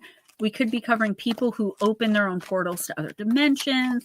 There's a lot that I have going on in the background for you guys. It's just a matter of finishing it. Yeah, no, good. Deirdre, good. I'm glad you came in. Anytime. All right, Heather B. Seeridwen. I love this goddess. I don't remember who she is, but I remember that she's awesome. The card of potential, card number 9 in the uprights. You are a child of infinite potential, and the Celtic goddess Seeridwen is here to remind you of the power that resides in the womb of your heart and the chalice of your mind. Everything you need is coming together right now, as if your life's reflection were shining brightly in a golden liquid in Seeridwen's magical transformative cauldron. Guys, I'm sorry to do this, but I just want to remind you, the prices in the description box are not accurate. I have to go in and change them. If you want a subscription box, meaning you automatically pay every month, it's $40. For a regular size. If you want a large, it's $60. So, I mean, you could get on that. Crystals included, crystal jewelry. It's not the gift boxes I was giving out and selling for your spiritual elements last time. This is something completely different. Y'all want to be in it. Christmas ones are going to be $60 because there's going to be extra stuff. So keep it in mind. Perhaps you are unsure. No, what am I reading? Sorry about that, Heather. Imagine greatness and there will be greatness. Envision peace and there will be peace. Choose love, choose gratitude, and choose faith in the divine magic that flows through you. Heather. These are, no worries, Deirdre, you didn't know. These are the ingredients needed for the goddess Seeridwen to work her transformation magic on your behalf. I feel so weird saying her name. Regardless of the limitations imposed on your world by fate, culture, and conditioning, your true destiny is coalescing on your behalf. You can be anything you imagine. Remember this. Dream and trust that everything you need exists to make that dream a reality. This is the promise of the goddess Seeridwen. So, Heather, I feel like, this resonates a lot with Deirdre and particularly Baby Dragon's reading. So the 2 readings before yours. This is you stepping into power. And so many light workers are, because it's a new year. If you've been doing the work, your birthday, which Heather, I know you're a Virgo, so you probably just passed, but your birthday and the new year are 2 times, if you've been doing the work, that you will have great major positive change regardless of where you are in life. Something is shifting here for you energetically. Do you remember when we talked about Heather, with you like having to put up with certain things, just emotionally detaching, doing your own thing. This is you finally getting to a point where you're going to start verbally detaching, which will then lead to physically moving out of this toxic, abusive, narcissistic, whatever it is, space. Heather, you are way stronger than you know. And I feel like so many of us in here, like we look at others as though like, wow, that person has no idea like how amazing they are at this. Or someone told me the other day when they found out I was a writer, they were like, I wish I could be so creative. And I'm thinking, this is a powerful, businesswoman. I wish I could be like, we're always looking at others and seeing their power and not ever looking and seeing our own, because that would be conceited. That would be narcissistic. That would be, it would be, I don't even know the word. Like, you're not supposed to pat yourself on the back like that. Well, guess what? Yes, you need to pat yourself on the back, particularly with the things I hear. I'm not even going to repeat them. YouTube will demonetize me. That someone toxic is saying to you about who you are, what you're trying to accomplish and achieve. What do you believe about you, Heather? I really want you to think about that. The person, situation, people, relationship, whatever it is that you are detaching from emotionally, I feel like it's time that you're going to have to start voicing your whys. You're going to have to start giving it back just a little bit. And this doesn't mean fighting and nitpicking and all that. It just means standing in your power and saying, that's your reality. Or, I'm sorry, you feel that way. Or, no, actually, I'm succeeding. Not defending yourself, not going back and forth, just making the statement and moving on, regardless of what the response is. That's you being in your power and not letting anyone take it away. You've emotionally detached. Now it's time to verbally detach, and that'll move, like I said before, to physical detachment, where you can finally get out of this space you're trapped in, because I do feel like you're trapped in toxicity right now. And, that's no good for anyone. You're allowed to verbally defend yourself. What the universe doesn't want is you going back and forth, particularly with the narcissist, because they're never going to be accountable. Like, it's not going to change them. They're never going to have this moment of clarity and realize what an amazing person you are. But you will find someone who does as soon as you're able to get away. You're powerful. Keep doing what you're doing. Don't stop for anyone. Deirdre, make sure you do. Local Squatch, where are you from? And, I have someone in my life that we don't really get along. But I always know that this person is like trying to connect with me when they make fun of me. And I realized the other day how toxic that is. I was walking somewhere, walking away from them because I felt like it was just going to be toxic being around them. And they were like, yeah, okay, weirdo, go ahead and be a loser. But they said it in such a way, and I know them so well, that I knew they weren't attacking me. They were trying to be playful, but they're so toxic towards me and have so much animosity built up that the only way they can do that is by continuing to be toxic. So I closed the door and walked off. And it's like, Heather, I feel that for you, because it's like the person is still being abusive, but they're trying to make it like they're playing like, oh, you're so sensitive. Or like Ashley said, you're playing the victim. No, honey, you're toxic. And I'm not a loser anymore. A weirdo? Proud weirdo. I am the queen of the weirdos around here, sir. Ma'am. Heather, you got this. You don't even know none of us do. We can't recognize the power in ourselves, right? And it sucks, but it's just like that's so the reality. Lotus, I am going to use, oh man, wild woman. And yes, like, stop teaching your kids that if someone teases you, it's because they like you. And I did. A part of me was like, wow, this person's actually being kind to me. Like, that's awesome. I want to give them a hug. I want to connect. But like, that is not how you do it. So I didn't allow it. I didn't fall into it, because you're going to treat me with respect and speak to me as I speak to everyone respectfully, or you're not going to have my energy and time. Did it feel bad? Yeah, because I'm conditioned to be like, oh, this person's being nice. They're trying to be nice to me at least. No, honey, I'm worried about the action, not the intention behind it. The road to hell is paved with good intentions. And it hurt me to walk away from that person because I wanted more than anything to hug them and to be like, how are you? What's going on? And be, I love this person very much, but I don't love them more than I love me anymore. And I think that's where the problem in this relationship, friendship lies, is that I no longer look at them as like the hero of the world. I'm my hero. Did they help me? Yes. I did the work. I chose not to get high every day. I chose my family over everything. I built my Gempire. It may not be much, but to me, it's everything. And it is a big deal. Because 10 years ago, I weighed 86 pounds. I was homeless. I was using cat water to shoot heroin with, and I was eating out of garbages. We are the weirdos, mister. All right, Lotus Girl, I'm using Wild Woman. And I'm a damn good mom. Wow. Like, I was given a chance this time, and holy smokes. Even with my older kids. My oldest son always wants me to, he always asks me to pay his phone bill. He's perfectly capable of paying it, but I think it's just like a thing now. And I love doing it. And when I had money, my oldest son would be like, oh man, he would never ask. Like, he doesn't want to ask for help. But I would be like, yeah, whatever. And like, it felt so good just being like, yep, I got you. I got you. I got you. Not just with money, but like if he needed to talk to someone, he knew he can call me and be 1,000,000% honest. And there would be no judgment on the end of the line. If he needs a ride, I don't drive. I would wake Ray up to go get him. Like if he drank too much, he was 22 at the time we reconnected, or 21, I believe. And I remember one time crying in front of him, and he came up and he's like, my dad's right. I've always been a mama's boy. I'm not leaving until you stop crying.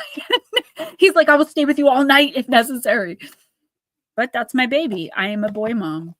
I've got 4 boys and 3 are grown men. So and they're big boys too. I don't have kids skinny small like me. My son Logan is though. Car number 26, Lotus. Sorry, I just had a proud mama moment there. Lotus, in what ways have you personally grown and improved in the past week, in the past month, in the past year? Smoochie, I don't have grandbabies yet, but I am kind of hoping for boys. I don't know how to deal with girls. I don't know how.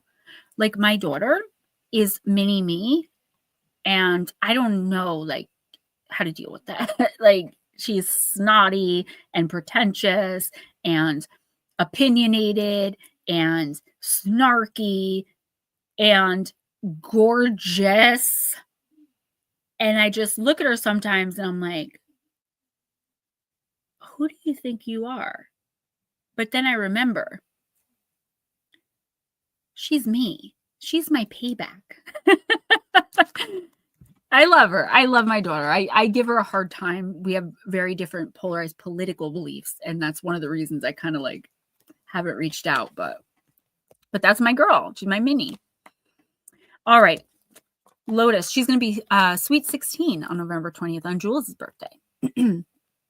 Take some time today or tonight, whenever you feel most reflective and calm, for honest introspection. Using a journal, ask yourself about your feelings and thoughts on different areas of your life, such as health and well-being, relationships, career, and personal development, in order to discover what positive growth you have made, what needs to be adjusted, and what progress still needs to be made. With so much in the external world vying for our attention, it is not always easy to find time to give our undivided attention to ourselves, to regularly check in with ourselves, our thoughts, and our emotions. On average, we have more than 50,000 thoughts per day, with more than half being negative and about 90% of them being repeated from the previous day. For this reason, consciously making time for introspection is extremely important, as it allows us to refocus our minds on new and empowering thoughts and feelings that contribute to our self-growth and fulfillment. At the witching hour, in the silence and stillness of a chilly, rainy night, this Victorian witch, accompanied by her sleepy black cat, journal, and a hot cup of brewed tea, appears to be lost in thought. As she gazes out the window, watching the raindrops fall from the sky, she asks herself a variety of questions that examine her current mental and emotional state, her motivations for her recent words and actions, and whether she is living up to her own greatest potential at this time. She smiles as she comes to a new level of self-awareness and self-knowledge. Deirdre, I was wondering, do you have one of those things to brew tea? My Wi-Fi is wonky. They must be using it downstairs. Do you have one of those things to brew like herb tea? Let me know, because there's tea in your box, but like it's not like in a bag. You have to have the brewer. And I don't have one. I didn't get one. I didn't even think about it. And I'm like, how is she going to brew this tea? Unless you use like a sifter. I don't know. Anyway, Lotus, sorry. I'm all over the place because I'm like, whatever. I'm out of it right now. I've got so much information coming in right now because these readings were all so giant. All right. Lotus, I know you're like, who has time to sit and meditate? And I can't meditate.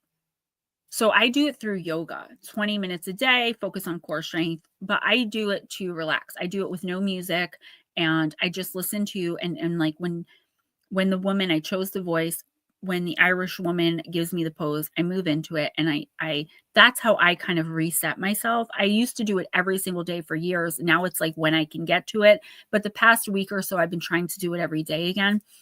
You have to take some time for yourself. Even if you have to put in earbuds and let the phones ring off the hook for 5 minutes. You may not, Blue Crossroads, thank you. I was actually, if she said no, going to ask you where you got mine. Because I'm doing the subscription boxes and I loved the tea. You got me so much. I didn't get the exact same one for her. I got it from a different place, but I did get her some. Lotus, I'm sorry. I know you don't have time to like sit and journal, but what I want you to do, like you're not getting downloads. There are downloads bouncing off of you right now, coming to you in your sleep. You're not remembering them. Like once you wake up, you're not receptive because you're not open. You're closed down right now because you're so focused on all of the worries of everything going on.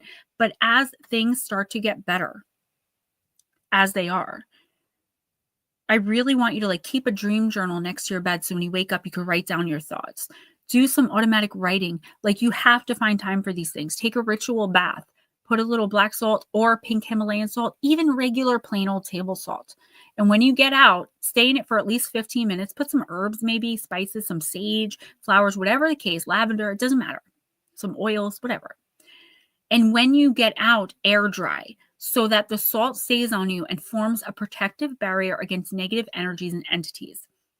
That's going to open you up at least a little bit. You might know some other things you can do to open yourself up to these downloads. You have ET contact, not like abduction or anything crazy, but definitely a connection where they're trying to give you information. You're not getting it. It's not even necessarily, Lotus, in your case, coming from spirit. It's like, I keep hearing first contact. And to me, that's extraterrestrial, not in a scary way. Sometimes they just have messages just like spirit does. Keep that in mind. All right, Miss KC. KC, I'm going to use Dark Goddess for you. I think I might have used this last week for you as well. I'm like back to loving this deck. French press. What is that? Smoochie really is. Yeah. You know who I see? Like he looks exactly like his father. My boys all look like their dads, but they act like me. Like they're very gentle. One of them, not so much, but Damien, Kyle, even RJ, they're very, very giving and sweet. Like they look like they will rip you apart, and they will if you mess with their mom, but they actually have like the biggest hearts and they're so kind. And I know that's me. Plus, we all think the same way, like with politics, we're all like totally on the same page. You know, my oldest son has a girlfriend that he's been with for years. I love her. And like she and I have some of the same clothes. We've actually twinned by accident. Same sweatpants, same t-shirts. She is obsessed with crystals and spirit and oracle. Like he's literally going to marry me. Only her. He's marrying the 24-year-old version of his mother. It's true what they say. I'm telling you. All right, Dee Dee. Casey, you got Dee Dee. Guys, thanks for hanging out and letting me vent and listening. Boiling point, must seek revenge. Destroyed this act, must be avenged. Stop, retract, time to think twice. Forgive, move on, or pay the price. KC, by the power of the dark goddess in me, protection in place, blessed be. Look at that. That rhymed. I'm a poet and I didn't even know it. Hey, babe. When they are beaten, some people will just give up or turn and walk away, but not you. You seek revenge. But right now, it is getting to the point where it will consume you rather than give you the strength to rise above the actions of those who have wronged you. Deirdre, if you're still listening, I think you should hear this. A broken heart will not mend by inflicting that pain onto others. It will just remain broken for longer. Falsehoods spoken have left you raw, but the desire to add to those lies are a knee-jerk reaction and will only make things worse. Dee, who reigns over so many, asks you to think twice. Her acts of revenge backfired, and she is warning you off doing the same. Take the high ground and remove yourself from a situation or relationship that will only shatter your dreams once more. Be the better person. Forgive and move on. Show the world you are so much more than a victim of circumstance. Think about what you should do rather than what you want to do. What you should do rather than what you want to do. Don't act in haste. Your partner's ex is on a warpath. I don't know. That doesn't apply. Think through all your options before taking drastic action. Tell someone how you really feel about a situation that is causing you to lose sleep. Negative behaviors need to be addressed. Casey, I do feel like somebody is trying to take control over some situation that they have no business. It's okay for them to be involved, but to try to take control. Oh, okay, Black Dragon, that makes sense. Someone is coming in and being like, no, you're doing that wrong. You got to do it this way. I also feel like there's some major belief or opinion here that you're clashing with someone. And I feel like you have to be the bigger person. And I don't like saying that. Like with Deirdre, I didn't like saying they're going to say what they're going to say, because we all want to defend ourselves. And when we're in the right, we really should be able to, but that's not how the world works all the time. Casey, I've actually seen you be the bigger person. I've seen you and I come to this understanding of love, despite being polar opposite in a very serious situation, I would say. We both assumed the other was on the same side. And then when we realized we weren't, we came to a crossroads, right? You were able to, out of love for me, look past what you see as a flaw, and vice versa, because we need to look at people as though they're humans. Somebody is taking this to a new level, though. Somebody is definitely not being kind. They're not hurt people, but that's not your problem. I feel like somebody is overstepping. They're taking liberties they shouldn't be taking. They're getting involved in things they shouldn't be involved in. They're opening their mouth when nobody asked them. They do not have an opinion here. I don't know why this person feels so entitled. They're definitely not doing it to try to help, and they're all innocently, messing up. They're doing this on purpose because of something that was said. I'm seeing an argument, and they're like, yeah, no problem. You thought you were cool, and now all of a sudden they're causing all this chaos. You don't need this. You lost your husband of 43 years. Anybody who is being any type of way to you besides sympathetic does not need to be around. You don't need you don't want anyone's help right now. I feel like you really don't. You're trying to figure it out on your own, because that's how you're going to be living it, right? And it's no offense, but if I wanted your help, I would have asked. This person's getting involved in things they shouldn't be. Casey, you've got to voice this, but like I said to someone earlier, don't do a back and forth. Say how you feel, say what you mean what you say, and then boom, gone, done. We don't owe toxic people who abuse us and mistreat us and talk to us like we're poop and all this. We don't owe toxic people anything, particularly closure. Boy bye, girl bye, they bye. Casey, this person is nosy, involved. I don't know. I just see them making plans in your name. And you're like, why would you do that? I was going to do that. This is what I'm hearing. You need to put this person in their place, but do it once and for all. Don't make it a back and forth social media thing. I don't think you will. I'm worried about them doing this whole smear campaign thing against you. Shut it out. You don't need this right now. You're healing. You're grieving. You're growing. All right? But do not let it continue. And whoever doesn't understand where you're coming from, they don't have to. They can come back around when they're ready to shut their mouths. And I'm sorry, but it is what it is. Guys, I love you all. Thank you so much for being so amazing and patient and understanding and loving and kind. I just think you guys are the actual best. Please continue to support my YouTube shorts. They do bring me in the most subscribers, the most revenue, the most money. Even by leaving a comment. Someone went in and told my friend Alexander, stop commenting on every video. No, comment on every video. Even if it's just a smiley face of anything, okay?